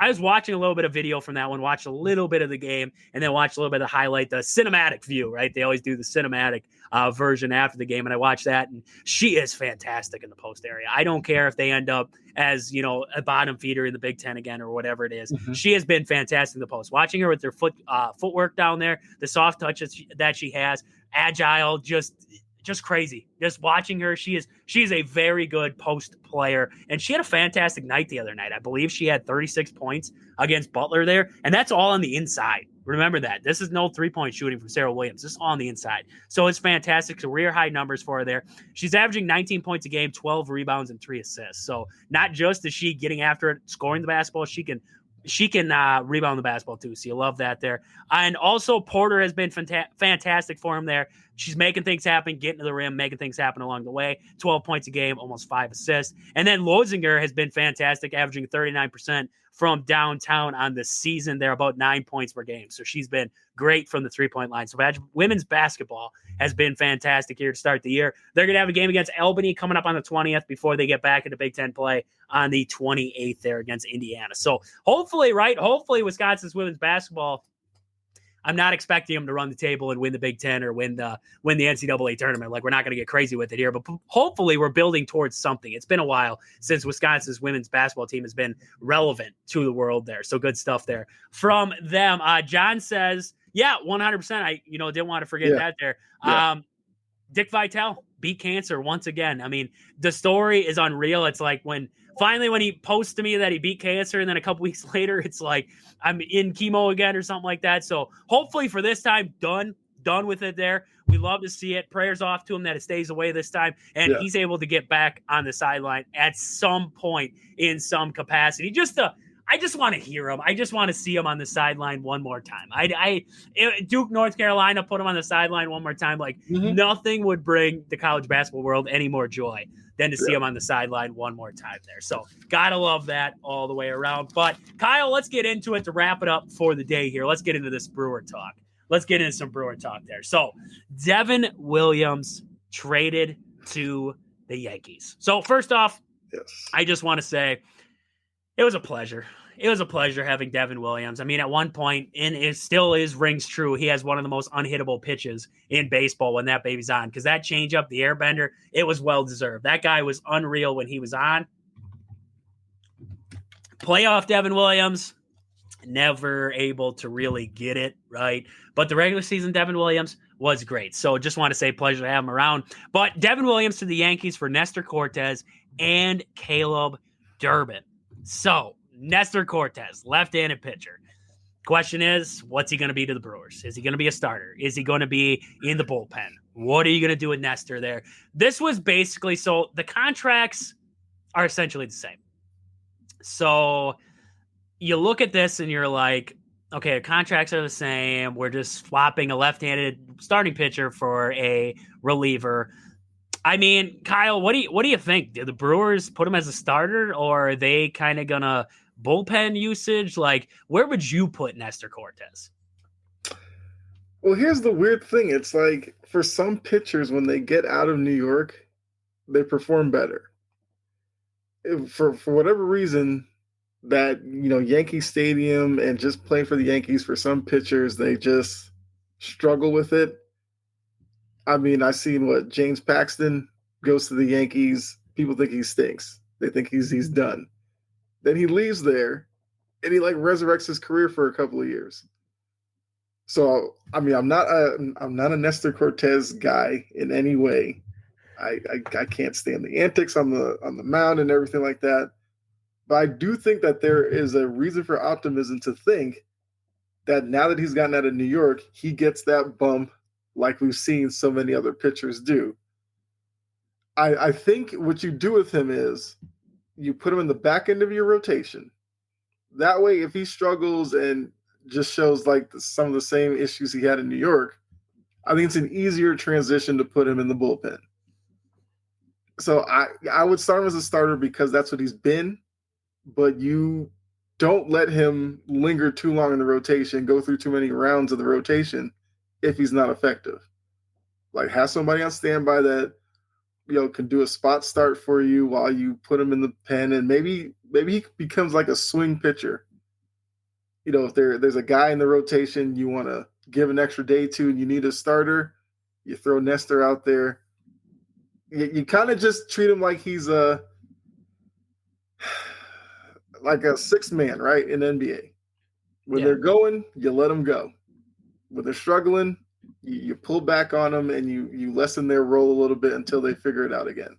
So I would start him in the rotation and hope he's just more effective and more consistent than he was at times last year with the Yankees.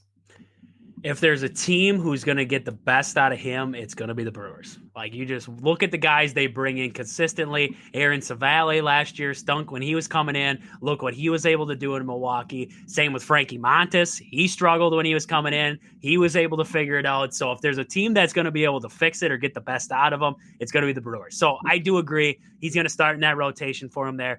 Low 90s fastball, cutter, sweeper, changeup. That's what he's got in his arsenal.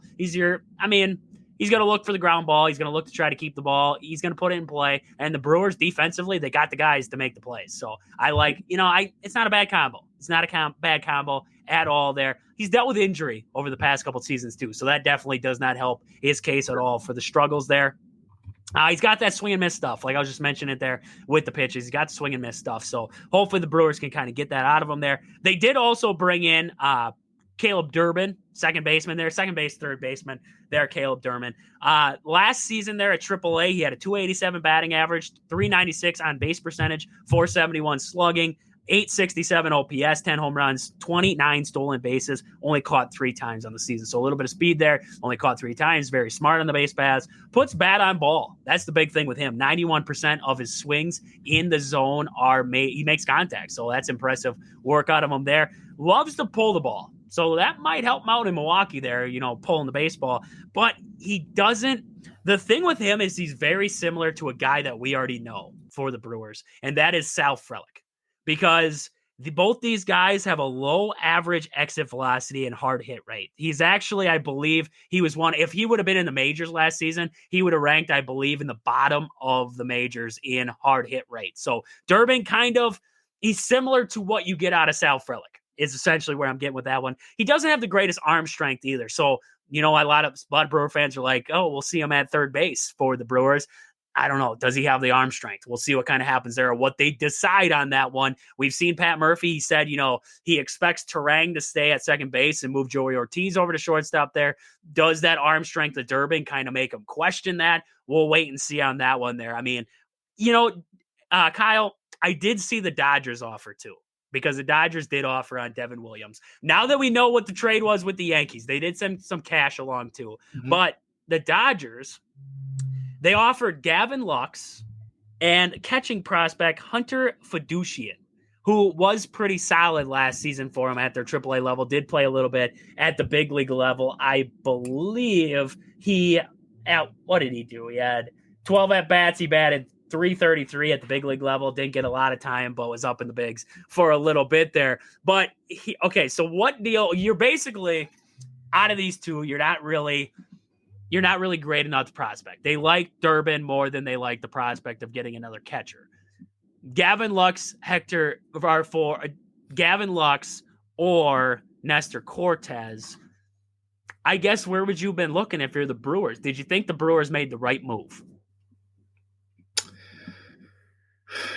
I mean, look, I feel like it's it's tough not to take the pitcher because it's there'll be times like dog days of summer or later in the year where pitching is always going to be needed. So I think for me, if I had the opportunity to get a pitcher, I would go with that move. I mean, the hesitation obviously is, like I said, I'm not a Nestor Cortez guy, but because he's out of New York, I just have this weird feeling he's going to be a more effective pitcher next year. And if that's the case, then I think Milwaukee made the right decision.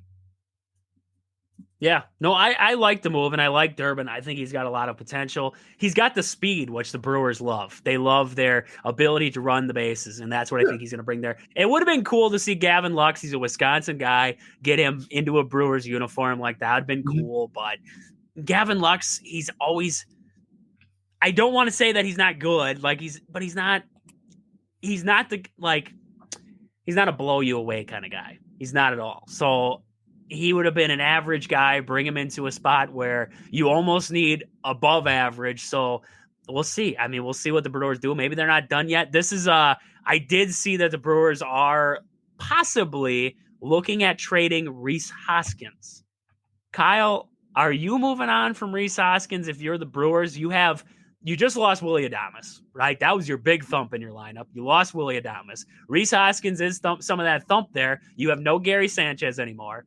You trade away Rhys Hoskins, unless if you're bringing back, I don't know, Francisco Lindor. I have no idea. You got to add some thump. You got to have some kind of big bat in there who's going to be a home run threat. Yeah. And if you get rid of Rhys Hoskins, what do you have left? William Contreras, Christian Yelich. You're not expecting Sal Frelick to hit a lot of bombs, not Bryce Terang, not Joey Ortiz. Like, you cannot afford to lose him, can you? I guess technically you can if you're kind of shifting your offensive focus. Like if you want to field a team that's, gap hitters and running the bases, then yeah. But I do think you should have at least that guy that's a threat to knock one out of the park. So if you're going to move on from Rhys Hoskins, then I would think that there's some subsequent move that comes after that where they maybe target – I'm trying to think of who. I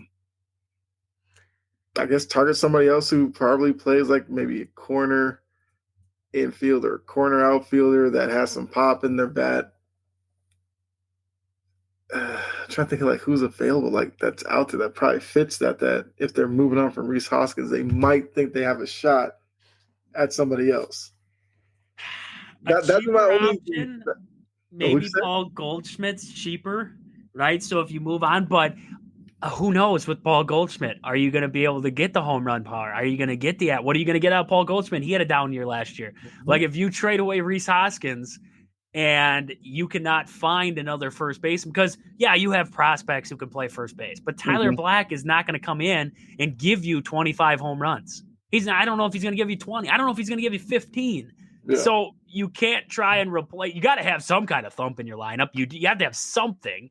And if you trade away Rhys Hoskins, what do you have? I mean, you could try and build a team off of just speed and contact, and maybe that works for a little while, right? But you got to have some kind of threat. And if they're gone, I mean, you're banking on Christian Yelich going for 30 bombs next year. Yeah. Which he has the potential to do it for sure, but you just worry about him health-wise.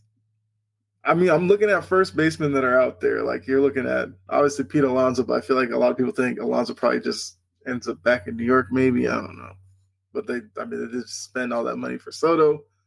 You got Christian Walker, who keeps coming up as a guy that's going to be somewhere else. I wouldn't hate Christian Walker. I wouldn't hate it. But what are the odds now that who else needs a first baseman? That's the question. Who else needs one? And are you going to be able to win a bidding war for Christian Walker?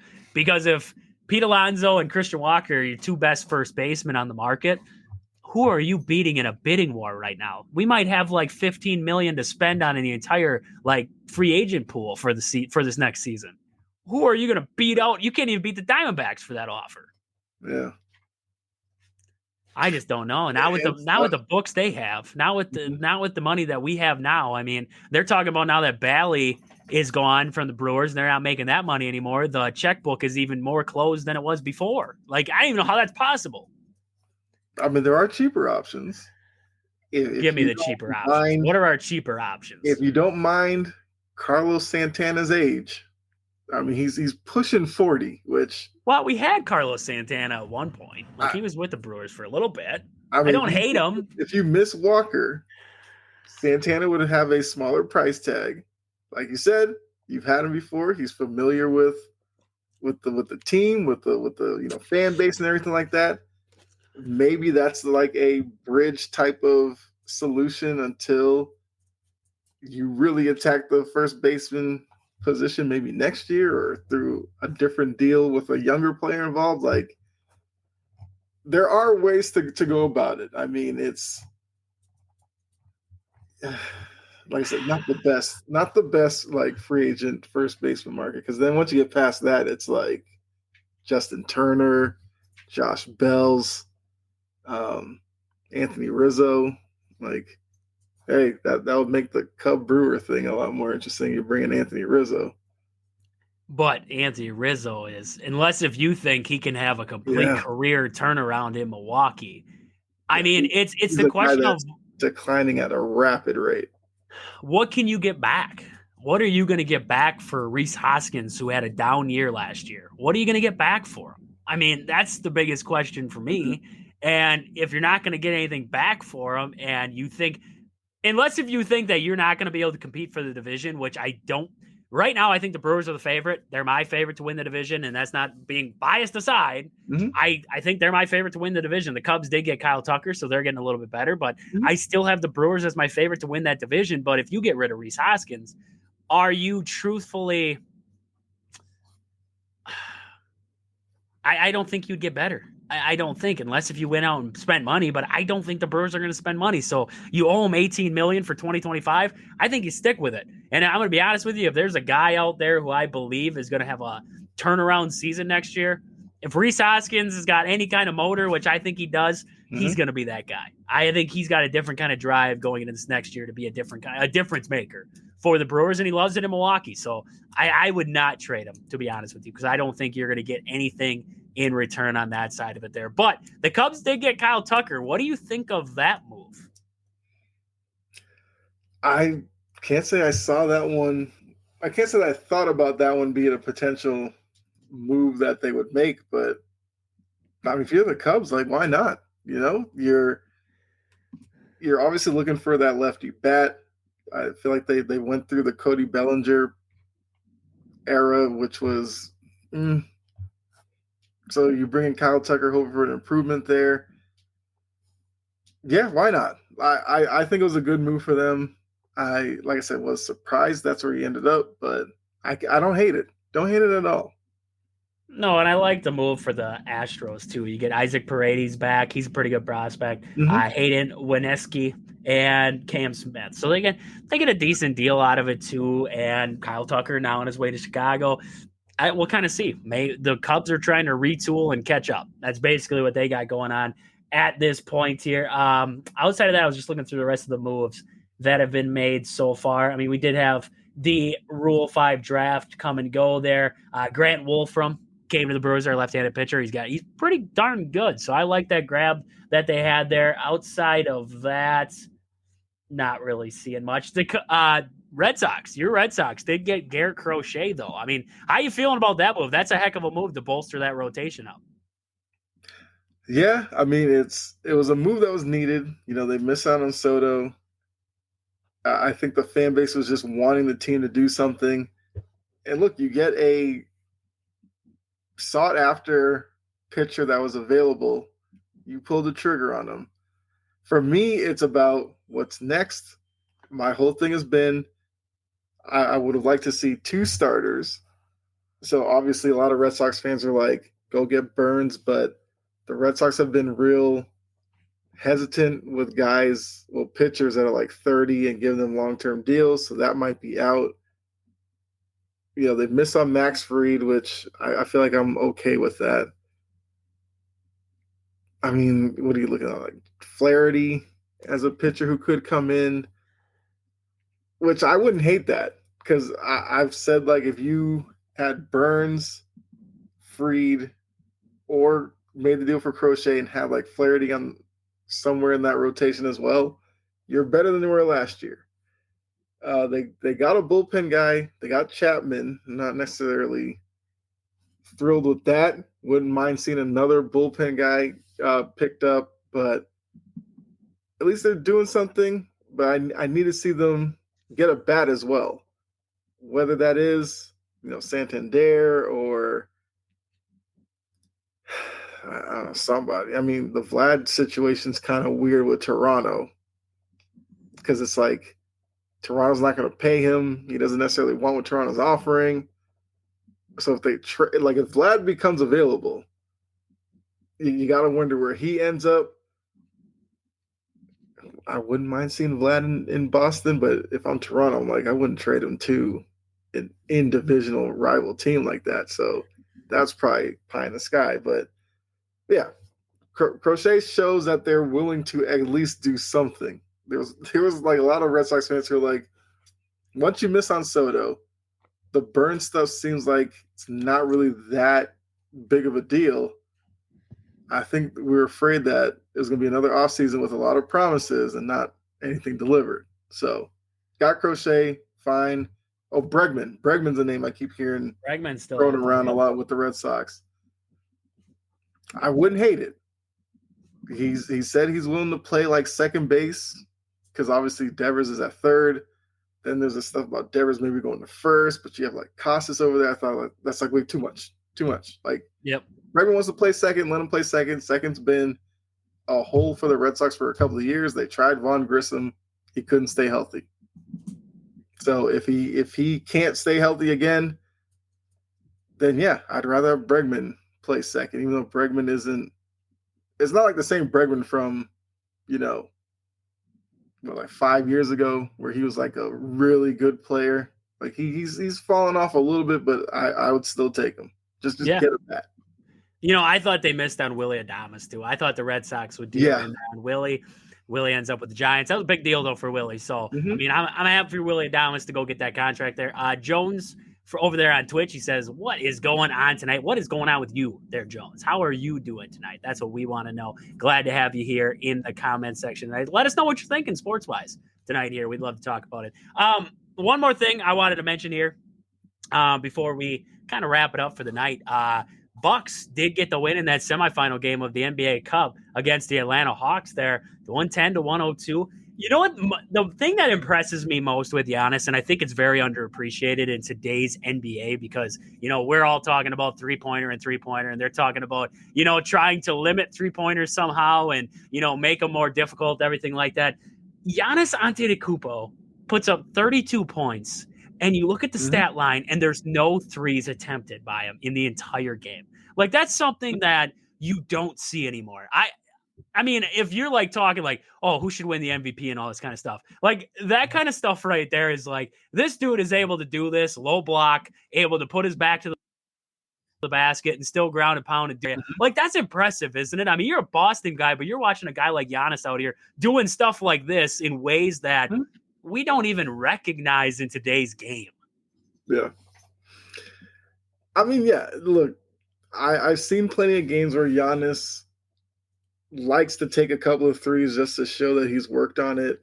I still say when he does that, he bails out defenses because one or two. I always say one or two. One or two. Yeah, one or two are fine. Yeah. If he comes down the court, dribbles it down, he's running the point for some reason, and he comes down the floor and he dribbles into it, and they're not defending him, so he just decides to pull it. I'm like, no, none of that. Like, if you catch it on a catch and shoot, like, yeah, okay, I like that, but I hate it when it's that kind of thing there. Yeah, like if it gets worked around and you find yourself in the corner with it and you pull that three, fine. But yeah, like that's where he would get kind of in his own head. Like he would dribble down, walk into a three.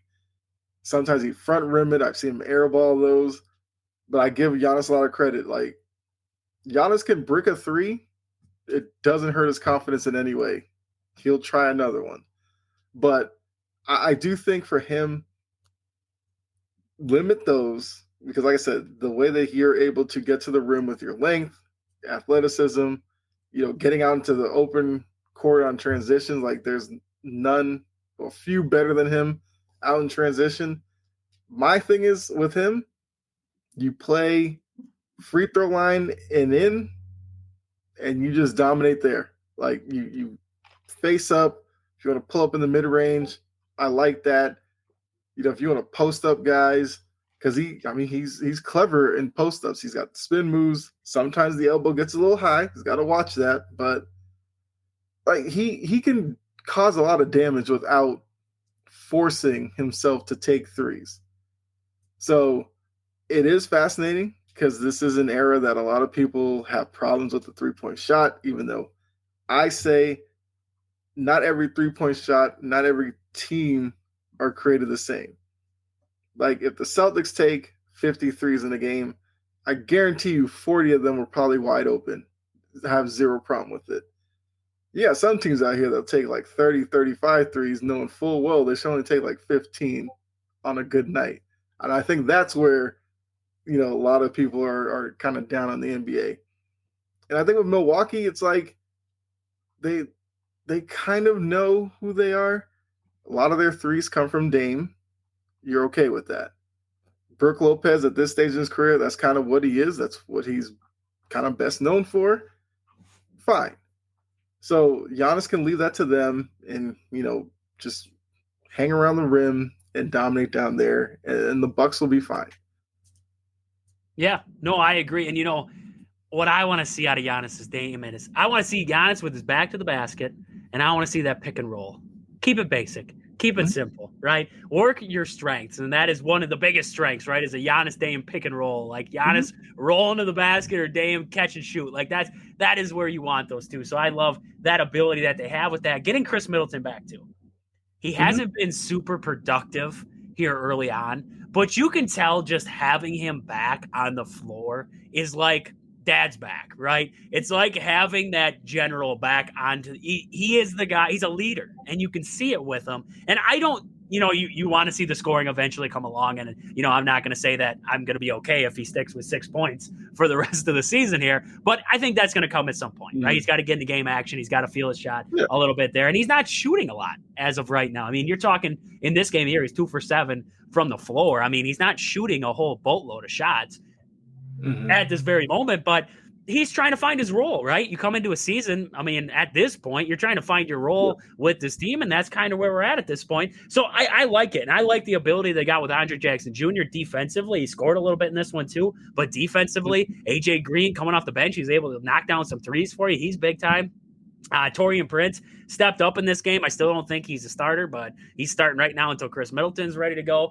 And, I mean, Gary Trent, he's hit or miss for me, but what do you think? I mean, you've seen this Bucks team all season long. We've been comparing them to other teams in the Eastern Conference. This Bucks team is slowly starting to put themselves into a category. I mean, you look at the Celtics games, and they were right there with the Celtics. It was the self-inflicted wounds, right? I mean, we look at that last game out. I think it was the last game out against the Celtics. The Bucks went, 6 minutes without scoring a basket? Like, you can't go 6 minutes without scoring a basket against the Celtics and expect to win, and you still kept that game close. So it makes you feel confident going into this rest of the stretch for the Bucks that, hey, we can hold with the Celtics. We know we can. What do we have to do in those games to get over that hump? And I think they have that ability. And, I mean, I'm not looking at it if the Bucks and Celtics squared off in a 7-game series. I don't think I'm looking at it and saying the Celtics are going to sweep them, no doubt. Like, I am honestly looking at this Bucks team now, and I'm like, defensively, they're getting better. Dame's actually, from what I've heard, seen of Dame over the years and what I've seen for numbers-wise, defensively, he's playing a lot better. I think he's got he's in top 5 of most, like, deflections for a guard on the season, which, I mean, we don't talk about defensive stats with Dame ever. And now we're talking about him with him. So he's playing well. Doc we're starting to see Doc's picture, and the players saw it the whole time. We didn't see it. We're starting to see it all come together. They're buying into what Doc wants to do there. I think this is a team that, hey, they might not be as good as the Celtics, right? They might not have the star power that the Celtics have or some of these other teams, but they could be a team that could go on the road and win some games and find themselves going deep into the playoffs? I think so at this point here. What do you think? Yeah, I mean it's hard not to think so when you have Giannis up there. Plus, you're looking at some of these other teams that aren't the Celtics. It's the Cavs. Do you necessarily believe in the Cavs in the playoffs? Do you believe in a young team like Orlando, an aging team like Miami, kind of newly put together Knicks team? Like, I think there's a lot of uncertainty there that if the Bucks were to slip in with the right matchups, I would not be shocked if it was like a Celtics-Bucks Eastern Conference Finals. I do think that the Celtics are just a bad matchup for them. Because what the Celtics have is that they can throw Al Horford on Giannis, and Al Horford makes it difficult on Giannis. Yep. Because Al Horford can be physical with Giannis without fouling him. A lot of people thought when Grant Williams left, like that was going to be an issue with the Celtics because Grant Williams was another guy who could hold his own when Giannis was trying to back him under the rim and made it tough. So because they still have Al Horford and they shoot the three as well as they do, the Bucks still prefer that you shoot from out there, and they'll grab rebounds. Problem is the Celtics shoot the three really well. So if the Celtics are hitting from three, the Bucks are just won't have any answers. Yep. So I think grand scheme of things, they probably just don't match up well with the Celtics. But other teams in the East, I would have no problem with the Bucks going up against them. You know, the Cavs, like I said, Cavs are playing really well right now. But because of Milwaukee's been there, done that with the playoffs, I would probably favor them over Cleveland. And like I said, a lot of these other teams as well. So if they avoid Boston, I think they're fine. I just don't think that they have the right makeup to really contend with Boston in a playoff series. I wouldn't say a sweep either, but I would not be shocked if it was over in 5, maybe 6. Yeah, I don't think they take it to 7 with Boston. So, I mean, that's a lot of teams in the East, but yeah, I think you can't count Milwaukee out. You just can't. Yeah.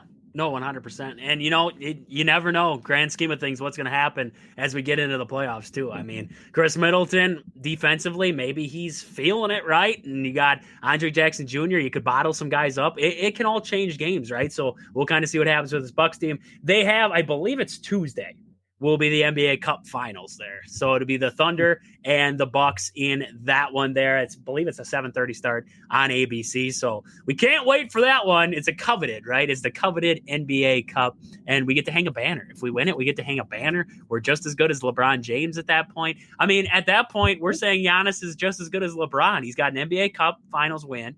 He's got a finals win. He's 1 for 1 when he gets there. I mean, what else could you want? What else could you want from a guy? We'd be like, Giannis is the GOAT.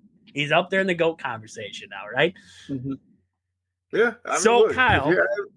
If you're Adam Silver, all you want with this NBA Cup is for teams to take it seriously. And if they win it, be proud that they won it. That's the only way it's going to work. So I think both these teams would celebrate the win. For sure. I agree 100%. It's a moral victory at that point there. Just winning something, right?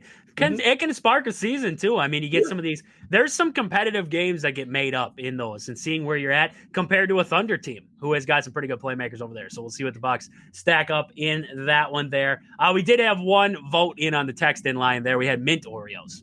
We were told mint Oreos was one of the favorite Oreos there. So, I mean, didn't think about mint. That's a good one. That's a good one there. So, Kyle, anything else you got to wrap us up here for the night? Anything you can think of top of your head? No, not really. I think we basically hit on everything. I think so. Yeah. I feel like until we start really seeing this ball get rolling with the MLB free agency, which I say is every year, if you're baseball, you kind of want it to start going here. Yes. Last thing you want is another offseason like last year where, Soto was a Boris guy. At least he didn't, drag it out like Blake Snell and Jordan Montgomery last year. But there's a lot of big names that could be moved. If I'm baseball, I kind of want to nudge some of these teams, like, let's get some of this done to keep hold of, like, interest. Because they do nothing between now and, like, spring training. A lot of people are going to be like, oh, yeah, baseball's kind of back around. Like, cool. But if you get free agents from here till then, it's still in the front of your mind. You're kind of getting overshadowed by the transfer portal. I mean, even like we're talking about the transfer portal more than we're talking about NBA, or not NBA, but MLB free agency. Like it doesn't spark your interest as much, I guess. And it was like once Juan Soto figured it out after that, I figured all the dominoes would start to fall, and I think they slowly will. But question is if it's all at once or if it's going to be over time or if it's going to be spring training's 3 days away and Corbin Burns is now going to sign with X and O or whoever it is. Like we're going to wait and see what happens there. So, I mean, you're only days away from the college football playoff getting underway. And once that happens, baseball, you can forget stealing any headlines at that point. Yeah, because that's an event, right? We got Friday is the first game of the college football playoff. We got Bowl Mania has already started. I did see some bowl games are already happening. So we had those. Did you watch the Army-Navy game? We got about 10 seconds. What'd you think? What'd you think of the game? 10 seconds. Look, hey, shout out to, I gotta remember, Army was the one that was ranked, so shout out to Navy getting the win. Look, I feel like for the Service Academy, it was a great showing. A lot of times Army-Navy games are like 9-6, and weather's involved. Like, it was perfect weather for the game.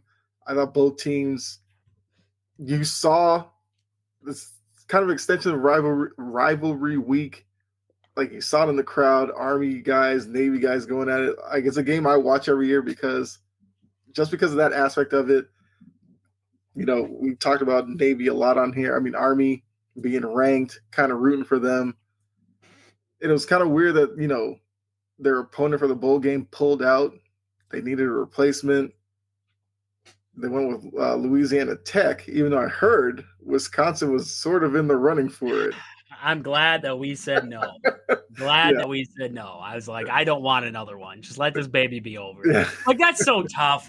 You're asking a team that's been off for, excuse me there, how long already to just go back to practice? Like, that is so tough. And you're asking them to practice for a couple more weeks. Like, I don't know. I did like the uniforms, though. I thought the uniforms were pretty sweet for this one. Yeah. I'm glad Army's getting an opponent. I was afraid that because Marshall pulled out, they're going to be like, oh, we can't find anybody and your season's done. Like, don't do that to the Army players. At least they're going to play a game. Good for them. Yeah, no, 100%. 100%. So Bowl Mania is underway. The college football playoff will be underway coming up on Friday. So we'll get more into the college football playoff on Wednesday, getting into Friday there. Aaron will be back, so we got to talk about Penn State a little bit. We got to talk about everything in between. We're going to have more to get into. We're going to appreciation tournament. That's what's right. I can't wait. Can't wait for it. James Franklin is going to wipe the board with everybody, and Aaron will be a fan. Aaron will be a big fan of him there. If they make the finals, Aaron's going to have to root for James Franklin. He can't not. He can't not. He has to be. He has to be a James Franklin fan at that point there. So, I mean, we'll see what happens. We'll see what happens there. It's going to be a good one. I can't wait for the college football playoffs to see what happens. And I think they're already going to tweak it going into next year. So everything is not perfect until they keep changing it, and it still won't be perfect. So we'll wait and see what kind of happens with that there. But we got lots to get into on Wednesday here on the show. We're going to recap the Packers Seahawks right now, 20-3 at the half. In that one, Packers, they're doing, I mean, like John said earlier, I mean, the run game is where it's going to be at. That's where they're trying to control this game. So Packers 23 at the half. We're going to recap that game on Wednesday here on the show. We're going to be talking about the Bucks NBA Cup, see if they pull that baby off there. We're going to get into probably more transfer portal talk, Badge basketball, get into it all here Wednesday on the show. So with that, for Kyle and myself, this has been Wisconsin Sports on the Go with Trage. Thank you all for tuning in. We hope you guys enjoy the rest of your night. But until we talk to you guys again on Wednesday, see ya.